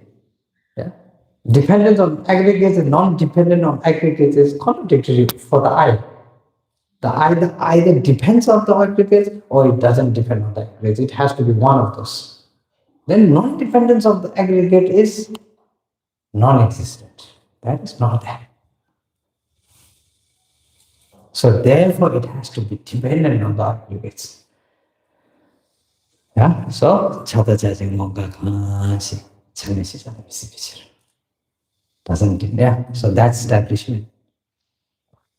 So now you establishment demba to be chiga to makharon. Demba to be demba as a demba made it is not true because demba to be chiga to makharon to madu bichir. So now we establishing two parts. Chik to madu. Yeah, now we went through the whole chik to madu. Chik to madu de chaji limbishi. Chaji de chik to madu de because what will it chaji? Parts, because dependent on parts. Yeah, then why dependent on parts? Because it's either it exists, we acknowledge its existence, but it's either and if it exists, then it's either dependent on parts or non-dependent on. These are contradictory. If it's dependent, then it cannot be independent. If it's independent, then it cannot be dependent. Then the independent part does not exist. Now you're only left with dependence. Yeah, so that one. Demba to chik to tuba, and because demba mete, demba to chik to get oneness with the oneness with or truly existent. The oneness of truly existent. Now we already established that that's not there. So what do we say? Many. Yeah. So demba to be tuma truly existent in the form of many. Yeah, truly existent in the form of demba to be tuma. Yeah. Then tomorrow made it, demba to be chick. Yeah, demba to be tomorrow made it, demba to be chick.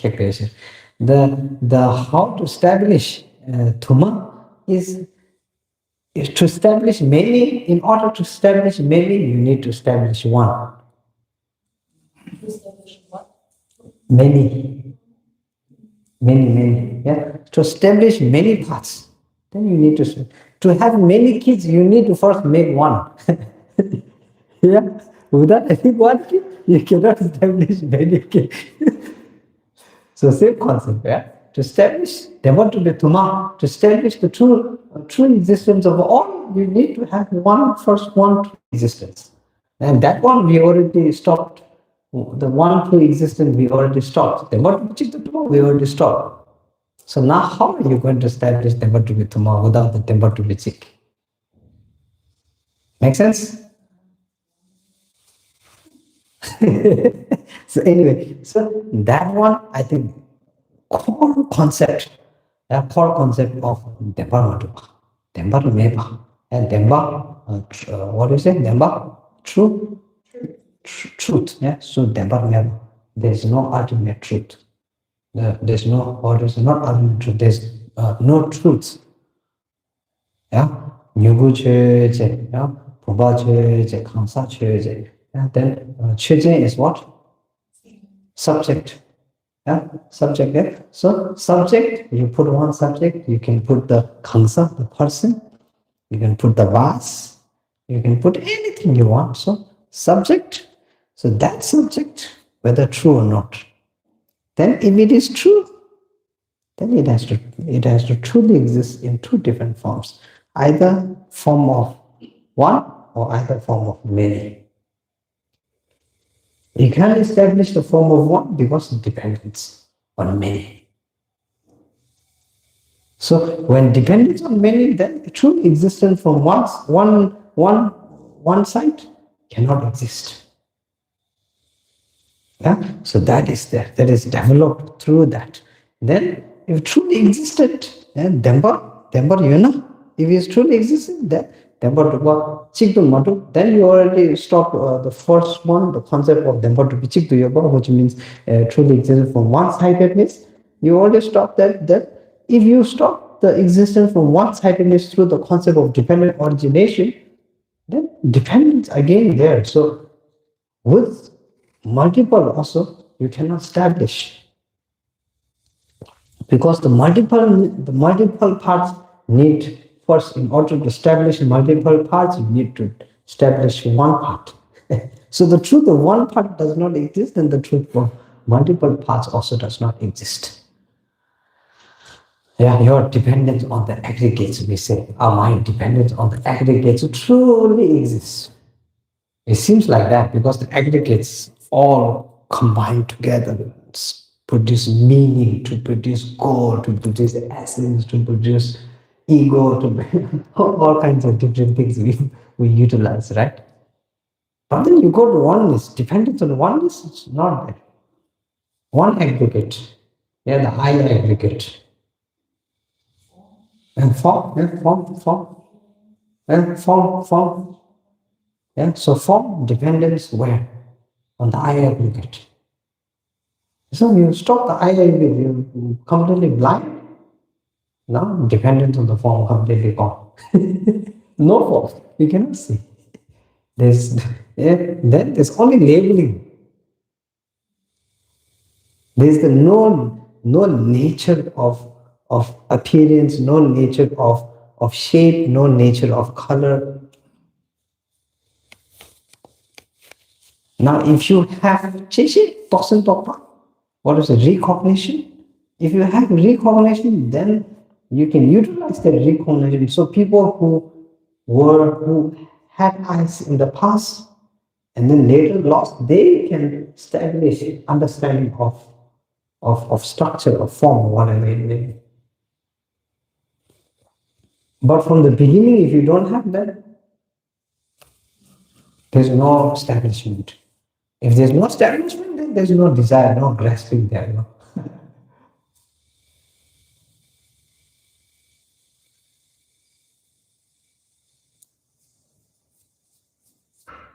Yeah, your to be met future lover, for example.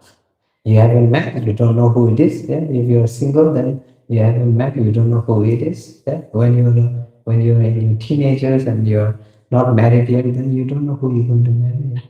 There's no grasping there.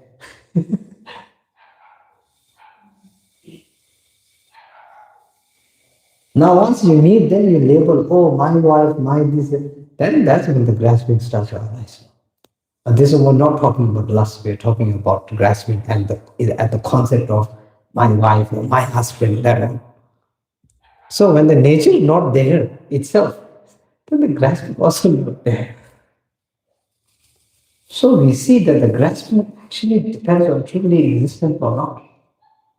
Even though our mind, every time we are grasping, our mind is not going around thinking, is that truly existent? Ah, yes, therefore now I'm going to grasp. We don't think that. The process doesn't seem like that. Or that is not the process. And the only grasping that we feel is sort of like arising in the recognition of the I. That's the only grasping I think we normally sort of recognize and feel. And that too, there is a lot of excuses to why. There's a lot of agility in defining, importance. Especially when there is flexibility, then options are more, so that the door is completely open. So a lot of people connect this with the concept of identity.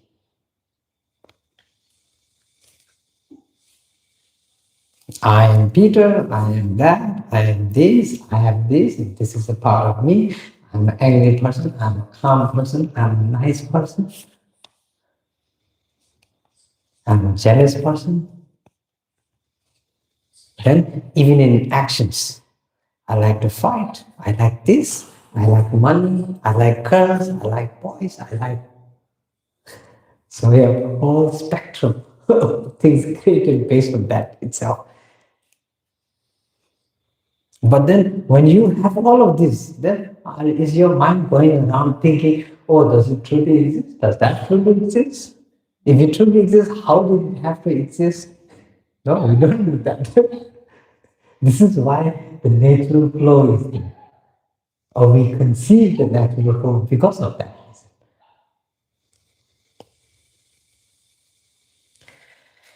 So, so number mede number to be checked to mat maybe the thun number to be checked to mat as a number to be checked to mat maybe say the number to be checked mede chaje ambition yeah chaje inde then goes into different origination. Then chaje, when you're talking about chaje, then it goes down to what do we say shiruba khan's chaje chame moga and then chame shiyam we say. Yeah, why the chaje, yeah, the what do we say form yeah, parts and self and parts. Yeah, self-existent and partly existent, dependent on the part. These two. Then that is there. So through this method, now you're establishing reality in forms, reality in sukmopo, demiduce, and everything. Yeah? You're establishing clarity in the understanding of the nature. Yeah, nature of Dhamma, truth, nature of truth in form, in aggregates, in self, in everything. So that is there. So the example, Cheshin Nangi Sungye. Yeah, Cheshin Nangi Sungye is the form inside the mirror, or not inside, the form that appears. Reflection. Yeah? Look at the reflection. So real. That is me. When you look at the reflection, you get that, right? That is me. Do you say that is not me? No, you never say that. We never even think whether the reflection is me or not. Our mind is completely engrossed. Yes, that is me. So when something wrong in the reflection, then something wrong with me. Yeah, you see a little bit paint here. Oh, there's a paint on me. You don't say there's a paint on the reflection. The paint is on me. It could also be in the mirror. Huh? It could also be in the mirror. No, I'm talking not on the mirror, on the reflection. Okay, the reflection needs water or a mirror, a glass or something. Yes. So the mirror is there. You see the reflection in the mirror. So on the reflection, you see a cup or something like that. Then you think, mine is going, what is on me? But you need something to see a reflection. Yes. It could also be that behind the reflection. What has this disturbance? You need water Yes. to see a reflection. Yeah. Then it could be a stone with water, which makes this point here in your face.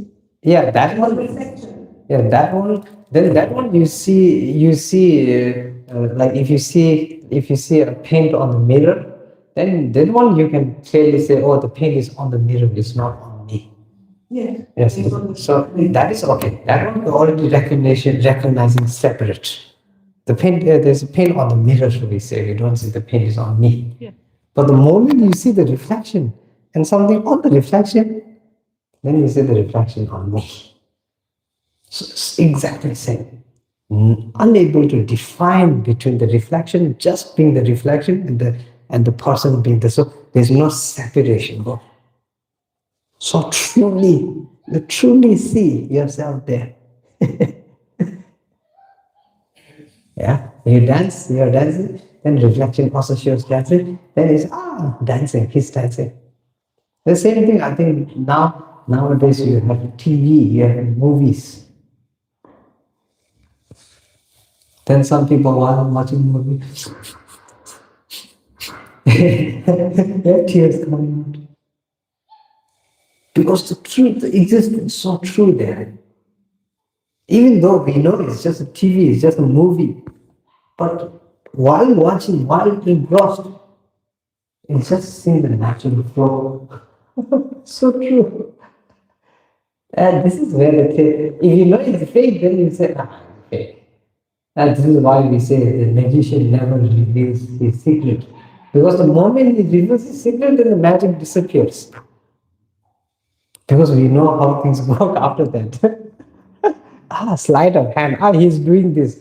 Now you know where's the magic. Then there's no amazement. No. Oh, where? What? Where did it go? There's none of those. Something completely disappeared. No? So exact same like that. Well, the moment you remind yourself, it's just a movie, then we start to see things differently. Yeah? Same thing with the Mirona Gichijin. The moment you say, that's just a reflection. That's not me in the mirror. The reflection is me in the mirror. If I was in the mirror now, that would be, think about it, yeah, then a little bit of problem. So the example is given, Mirona Gichijin Sunge. Yeah, the form, that reflective form inside the mirror, that one completely engrossed. That is me. Convinced, yes, that is me.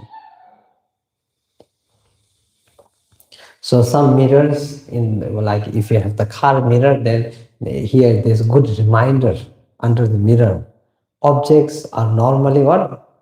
Closer than they seem, or something like that. So you read this, I'm not truly seeing things in the mirror as they are. This is a very good reminder, I think. So like that. So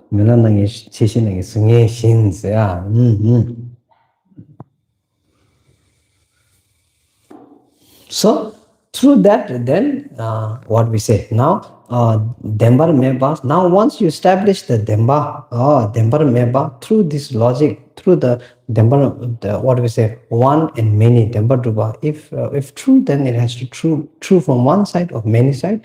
Then Chaje, then dependence on aggregates, dependence on what we say, north depending on south, south depending on west, like this. That dependence on what we say, Chaje, then that one, then through that, Chaje, establishing the concept of Chaje. Where the establishment of the concept of Chaje happens, because I think the one is, the what do we say, the truth rising from one side, that one established, as long as you're able to establish this, then the many is easy. Hard part is that, but that one you cannot establish without the concept of dependent origination. At the end of the day, it comes down to the whole concept of dependent origination. Yes. Okay, so I think closely related to the concept of dependent origin, you were just talking about parts, and then that there's no such thing as one like base part that exists that makes up all other parts. it kind of led me down a rabbit hole of just like trying to understand all of these constructs within each other. That led me to the question of, if we're in samsara right now, and essentially what our goal is for samsara to cease to exist. Samsara is Samsara impermanent. cease to exist? Yes, that like essentially, maybe I understand that wrongly, but this is how I understand Buddhism right now, that the liberation of all beings comes with then samsara not really existing anymore. And then when samsara is impermanent, No. and then the liberation would No, make I it see cease where to you're exist. going. Yeah, it's like I see. impermanence would lead to permanence. I see where you're going, but samsara not like that. It's not. How do I? I get what you mean. So here also you look, okay. Chada chepa chame. Chada chepa chame. Now, chame, the host of the concept of non part. Partless. The concept of partlessness, non-existence. Yeah. So because the partlessness, partlessness. Yeah. So because the partlessness, non-existence. So always dependence on parts. Good part, bad part, this part, that part. Part is always there. So now you bring into the concept through that the establishment of parts, you bring in the concept of dependent origination. Yeah, now you study the 12 links of dependent origination. So all 12 links are a part. These are all chaje. So everything that exists has these parts. Yeah? Now samsara is the part of dependent origination. It's not part of whether you are enlightened or not enlightened. It's a part of dependent origination. Whether you're enlightened or not, the cup, if I push the cup will fall. This is the part. Existence is there. So my enlightenment is not going to change the cup falling from there and smashing there. Cup falling onto a stone and smashing, this is the nature of samsara. Mitapa. Cause and condition, based on cause and condition, this is there. So this one has nothing to do with whether I'm enlightened or not. My own inner turmoil, hatred, anger, desire, that is changing. This is why I think objectifying the concept of samsara is a little bit of a problem. Normally we objectify. This is why they say, oh, samsaric realm. What does samsaric realm? Hell realm. How does hell realm look like? Maybe like this, maybe like that. Some people describe it like this.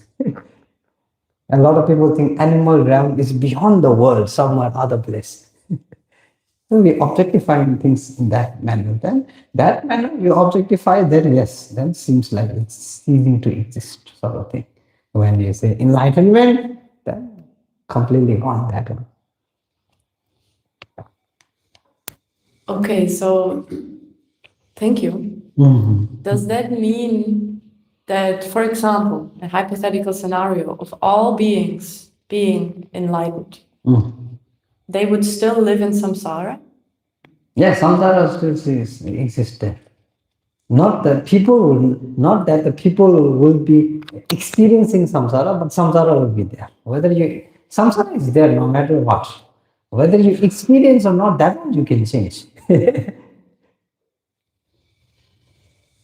It's the experience that we are working with. I think this is the part where the illusion is.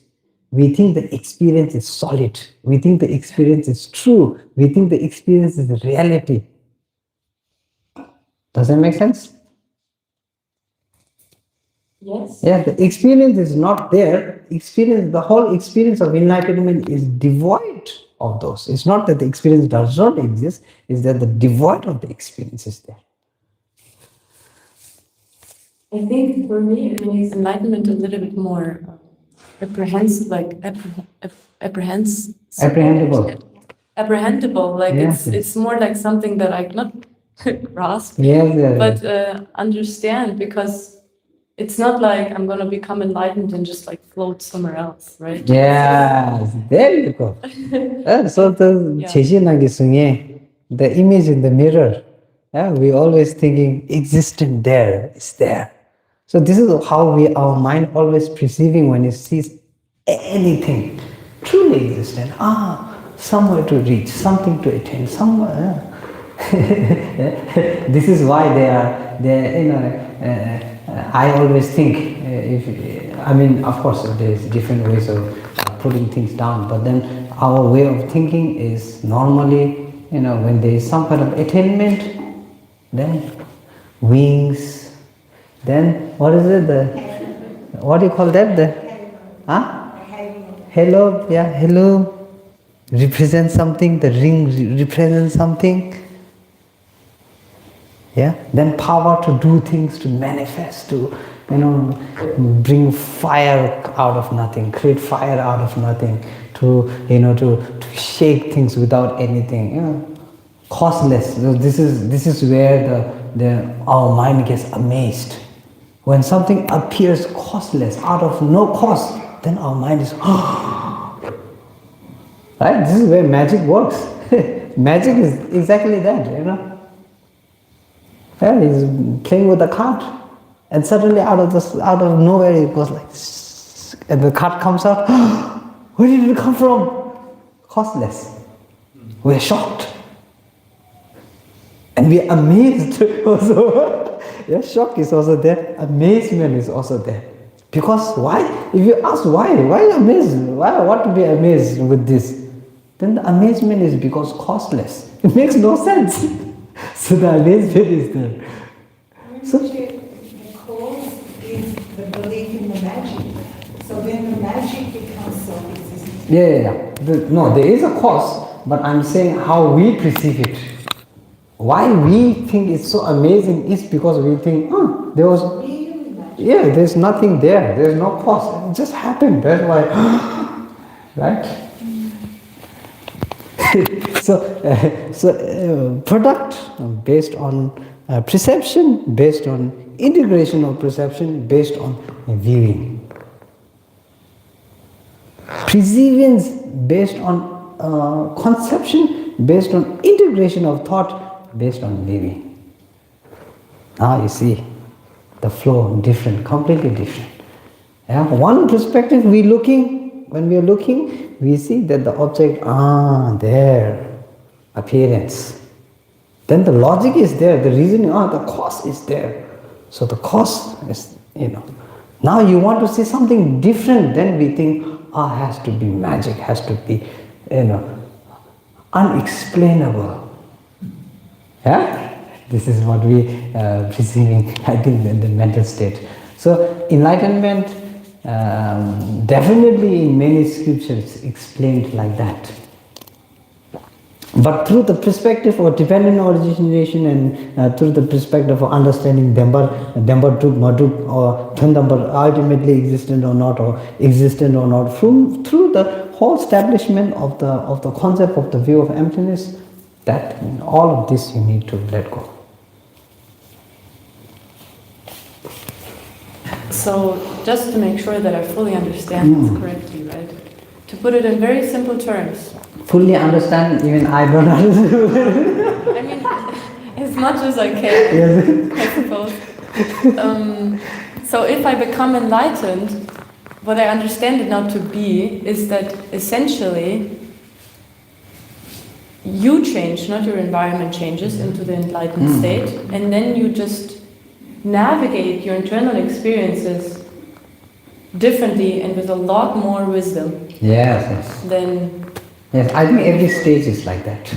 Okay, thank you. This is why, even though you can attain abilities, mundane abilities through the practice of vipassana, shamatha, vipassana, and all kinds of different other practices, within the teaching of Buddha, you are not allowed to express. Because when the expression happens and people don't have the right logic to connect those, then people start to see that as amazing, magic. Then if you start to see the magic and the amazement in something so real when they are not real, then you lose track of true enlightenment.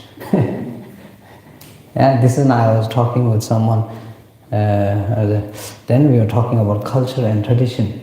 Yeah, then within the concept of culture, yeah, we were talking concept within the concept of culture and tradition. So now we have a lot of traditional, amazing things happening in traditional, magical things happening in the tradition. Then the focus is so much on the tradition, then the essence completely lost. So focus on the essence, not the amazement.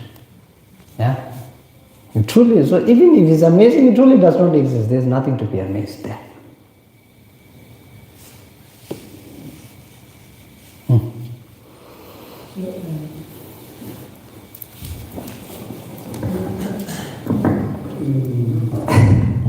Try to explain myself. I was agreeing with her because imagine, let's say that the universe is the planet Earth, right? And in this planet there are no sentient beings. There are only trees, grass. There is samsara there. Is there samsara if there are no sentient beings? Yeah, why not? Because what I understood is samsara is something related to our experience. No. Duje, korwa, che, bumbo. And samsara is made out of many things. And duje is what? Compounded phenomena, samsara. Yeah, Yeah? Even if you are enlightened, if you have a samsaric body, then this body is samsaric body. Samsara. The way you are talking is you are talking like saying, oh, as long as you are on this earth, then you can never attain enlightenment. Because then samsara has to cease to exist. no, because I was agreeing with her that if every sentient being were enlightened, Yes. there will not be samsara. Yes, because yes. this concept of samsara wouldn't be in any mind. So samsara does not mean sentient beings. Yeah? It's something created by the sentient beings, right? I mean, that affects only to sentient beings. That tree is not in samsara. Why not?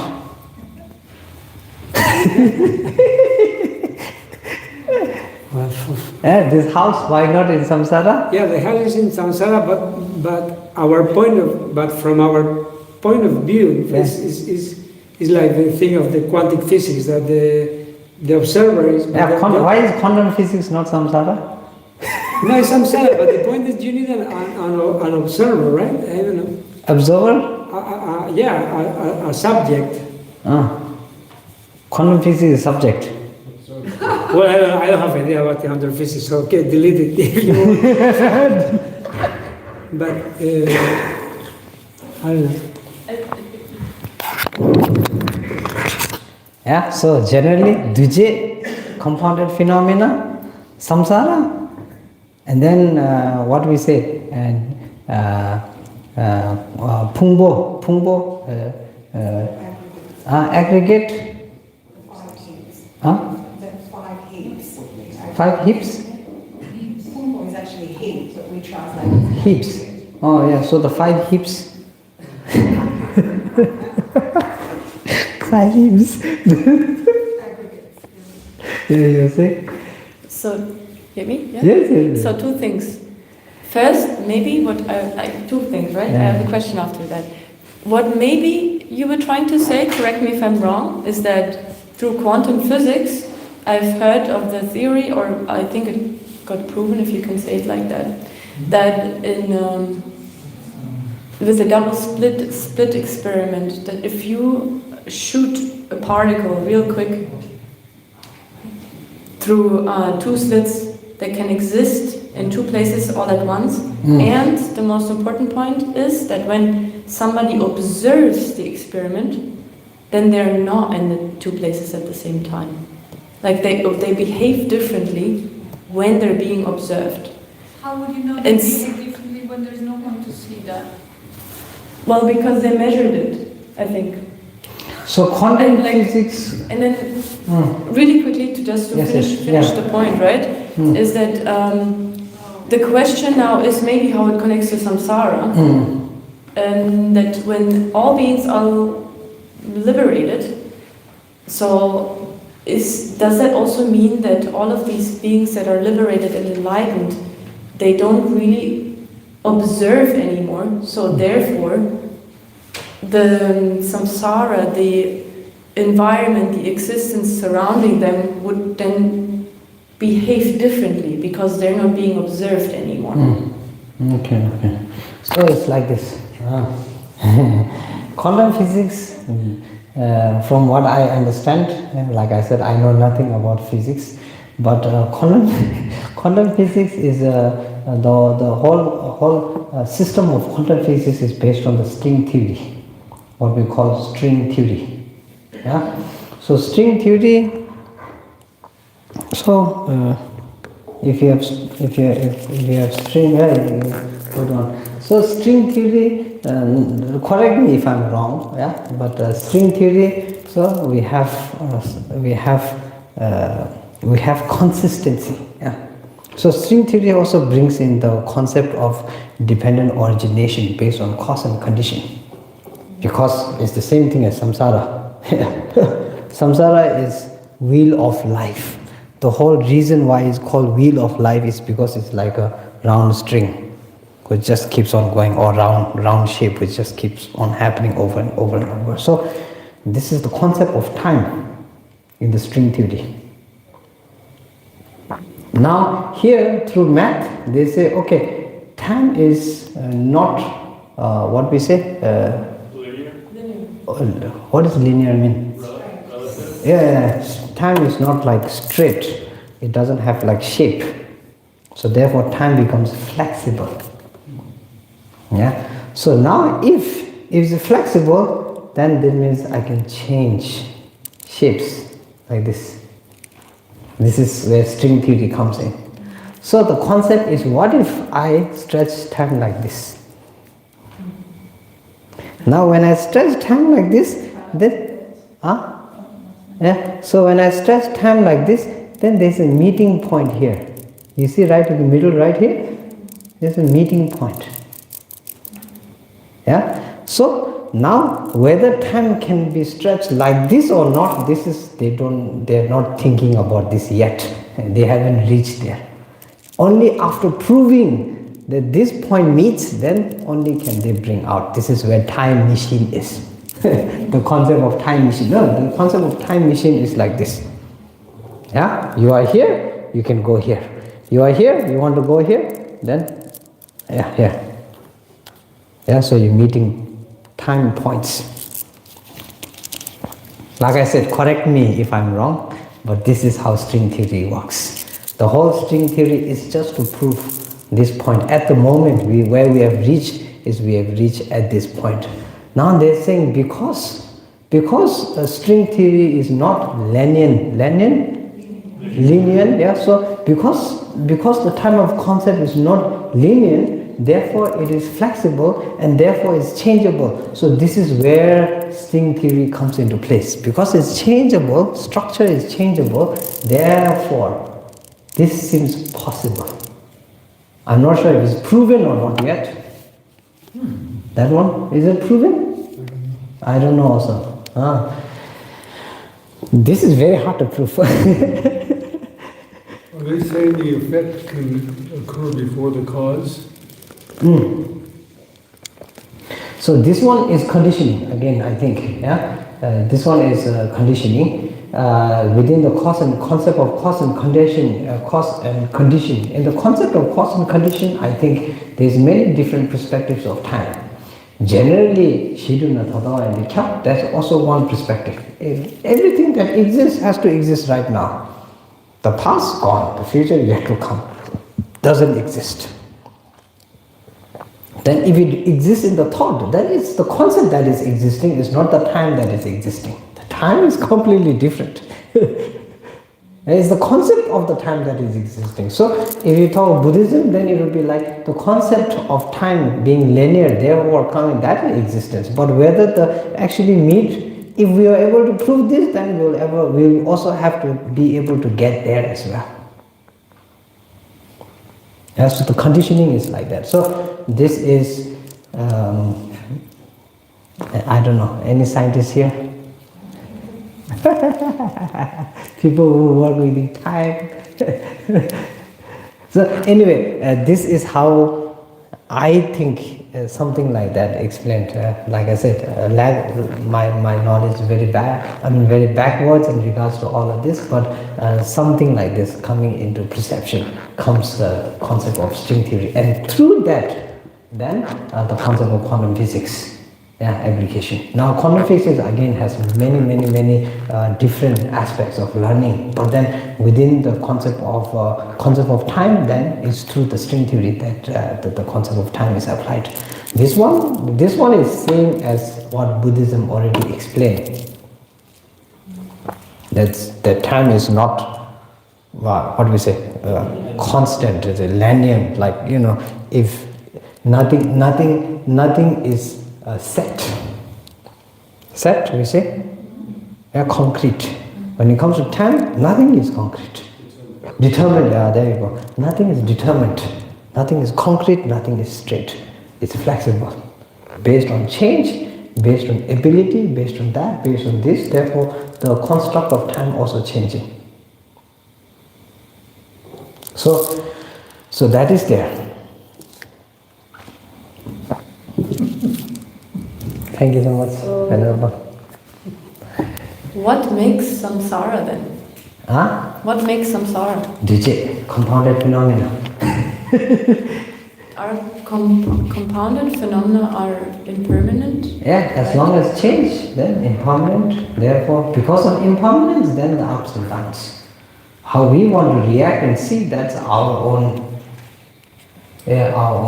perspective, view applied.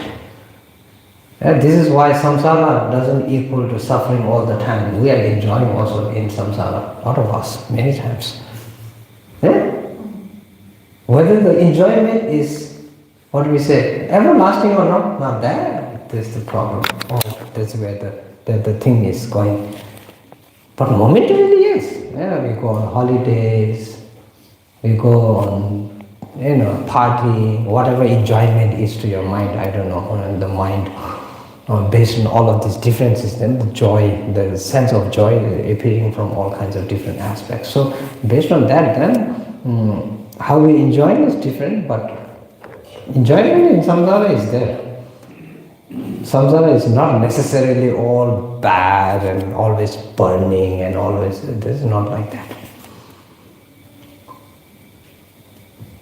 Okay, and potentially, if we were all to be enlightened, like I'm going with that scenario again, is there's still change there. So technically speaking, it could be possible that we're all liberated and enlightened, and then we kind of, I don't know if you could say fall back, but we come back into the suffering space. Is that possible? No. And if not, what does that change consist of that enlightened beings would move through? Just to move through compounded phenomena that are changing? Or what?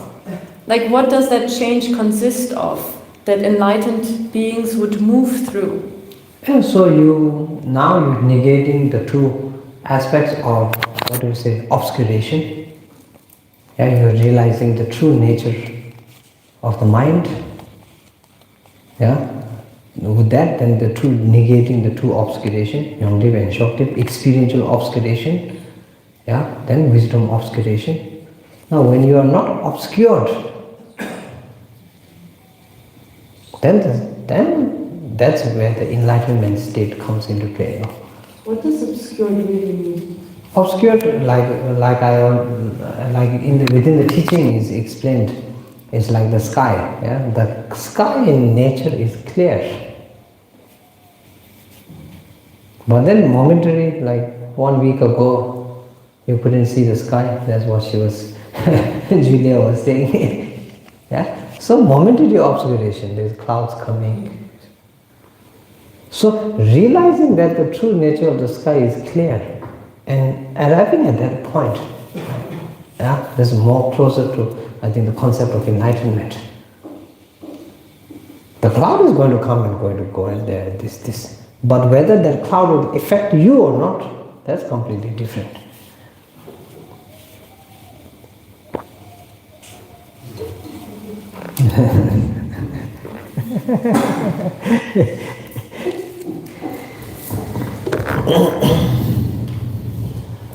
From a doing perspective, is that is all that it is there to do is to renounce grasping of the I and of things. Like the effort should be placed on recognizing that and either seeing it for what it is or renouncing that aspect of the mind. Is that all that is to do? Yeah. Okay. The grasping towards what is, renouncing the sense of what do we say, inherentness in things. Then through that, then you are experiencing all the, what do we say, what I was saying, what we call obscuration, momentary obscuration, then slowly clearing away. But it's easier said than done. Yeah? This is where it is. This is why I always say, learn to simplify. And you just simplify everything. Yeah, at the end of the day, that's it. Let go of the obscuration. But like I said, it's not as easy as saying, let go of the obscuration. That's it. That's it, yes, that's it. But actually when you're facing troubles, when you have a body that is pain here, that you have a head that itches here, yeah? You have paper that does not last, you have phones that don't last, you have politics that is happening around. Now you think, oh, actually it's not that easy.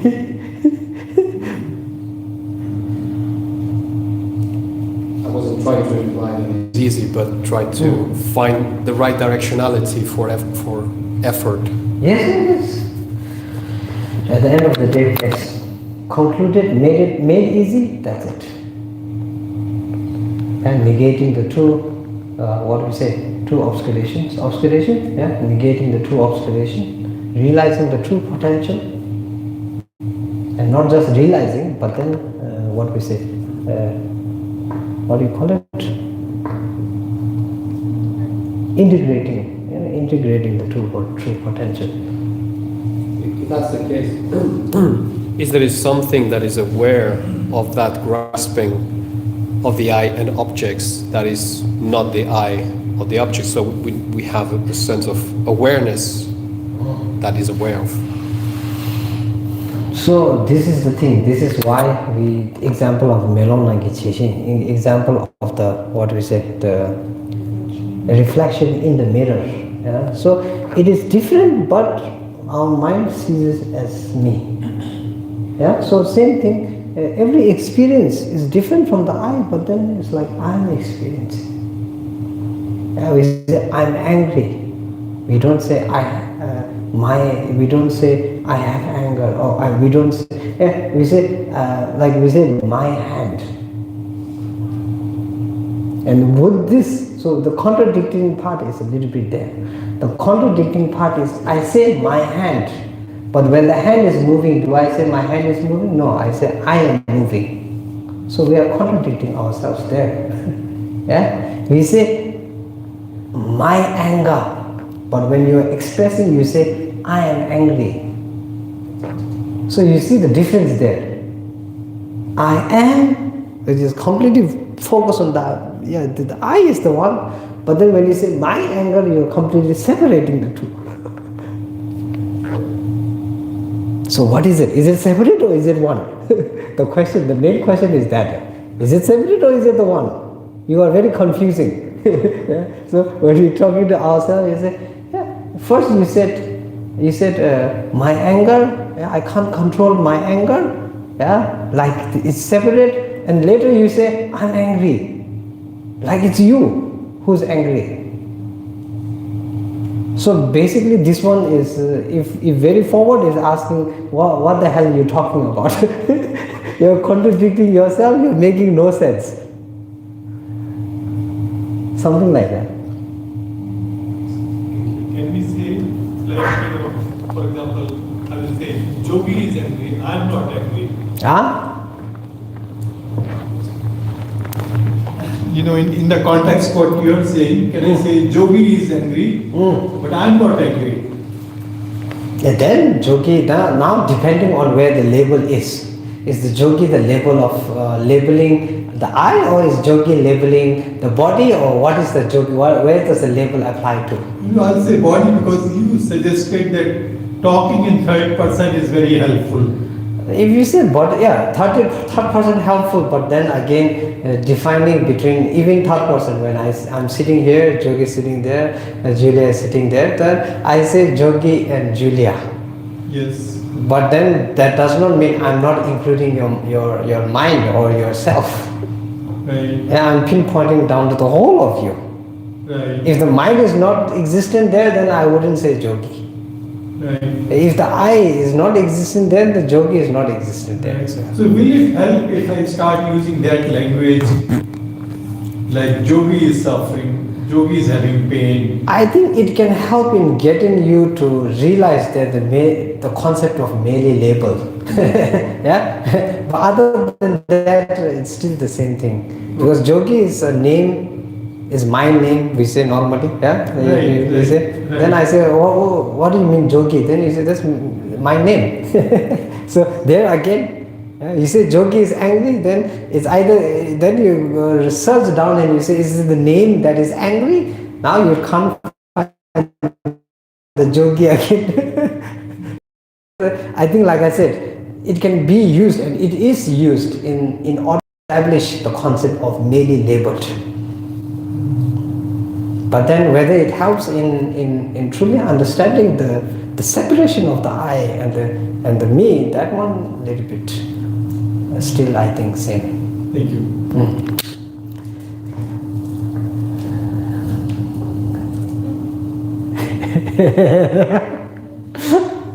So to really quickly just respond to what you were asking, within my own practice, I try, I don't always manage, to just say, for example, there is anger coming up. That's all. There's no like there's no I. You know in one part that it is in regards to your body, but it really distances yourself a little bit more. So I think we do identify yes, exactly.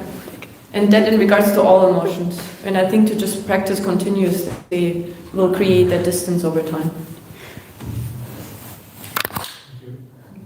Yeah. Good. Okay. Okay, last. So I can hold my question. Yes. Yeah. Huh? Should I wait? Or? No. Okay. Go ahead. Okay. I think these questions are fantastic and very interesting. And earlier we were talking around the concept of enlightenment. I think that's such a fascinating topic, and there's the different levels that like it's useful, and at what level is it like a brain candy, like just something fun to chew on. But the thing that I find interesting in Buddhism and the Tibetan lineage, you mentioned the reluctance to admit or claim to have certain attainments of stages on the path or enlightenment. Yet, I think as myself, as a seeker, as I'm going through, I'm looking for clues and signs as to where to direct my energy or my learning, because there's Tibetan Buddhism, there's other sects of Buddhism, there's yoga and all these other places. So at what point is it useful to assert or claim having some sort of realization in order to help another being? Because I see such humility within Tibetan Buddhism and in people like yourself and in other course instructors that we've had, and I feel like for me it creates some difficult. It can create some difficulty at the same time, because I don't know what the there is. I see the outward exuberance talking to me, or what is that? What is that realization? This is not the Tibetan way. This is the Buddha's way. This is the system that is taught in the Nalanda tradition. This is the Buddha's way. Within the Tibetan tradition, Vajrayana concept, then like I mentioned, there is there's integration of many different traditions. Nyingma, Geluk, Kagyu, Sakya, they have their own ways. Then within that also there is a lot of cultural aspect that is there. There is also systematic aspects that is there. I think the raw teaching comes from Buddha. That is always there. The rawness is always there. It doesn't come from culture, or doesn't come from. So that is anyway. That I think just to clarify. The second part is yes. When necessary, then yes. When necessary, like you said, the only intention of putting this out, or the experience. Now I don't know about this, but when the great beings, or when the great siddhis, mahasiddhis, the ones that have achieved the attainment, they say yes. The only way to manifest or to show internal qualities. Internal quality is there. This one you can tell. Like when I'm in front of Lama Zopa Rinpoche, just the way, behavior, just the selflessness, just the humility, whatever you're talking about, that in there you already see inner quality. That one, no one need to tell you, oh yeah, he has inner quality, he is a great being, the perfections come out. Patience, extremely patience. When a person is extremely patient, you see quality there. He doesn't have to come and tell you, oh, I am patient and I've achieved the limitless amount of patience. I don't think so. Inner quality, forget this one. No need to tell. Yeah, for me, when I see wisdom aspect, then I close my eyes. I see Gandhi Tisu Rinpoche, my teacher. Wow, in wisdom, no. There's like limitless wisdom there. So this is my way of saying. Then when I see Kyabje Lama Zopa Rinpoche, compassionate, patience, Sopa itself, Lama Sopa means patience. Just the name, you already see the quality in him. So this one, no need, I don't think you do. So most things need to prove is external ability.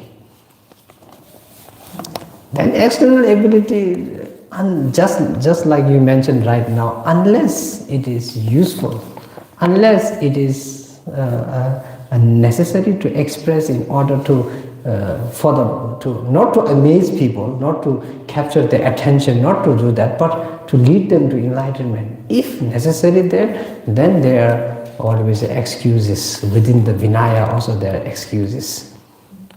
But that's only one reason. If. And so that is there, I think. Then other quality in people, quality in, in there, there's no one, I don't think, if we rely on others saying, oh, Trump is so great, oh, Trump is this, oh, Trump is, if you rely on that, Trump is rich, Trump is, amazing, if you rely on that, then there's no reliance there. And there are lamas, 20th reincarnation, 50th reincarnation, 100th reincarnation. If you just rely on the name, merely label, then you need to come back to the emptiness, view of emptiness. You're relying on something that you cannot rely on. So external is something like that. So it's not reliable. Then inner quality, then that is relied on yourself. Your way of seeing, your way of perceiving, your way. These qualities we see in people all the time. And you go around, you meet people, we say, oh, I went to this place and I met this Indian and he was so kind, he was so compassionate. The quality, inner quality. Oh, I went to this person and I met this person was full of himself, just always thinking about himself. Quality, not a good quality, or whether it was a bad quality, that one up to you to decide, but quality is there. So, yeah, something like that. I don't know if that answers. I think so. What I'm hearing in that is in building up our own discernment. Yes. a reliance on oneself in regards to one's ability to tell things. This one is we have to do. This is a sign of maturity, right? Okay, lunchtime. Yeah, lunchtime. Thank you so much.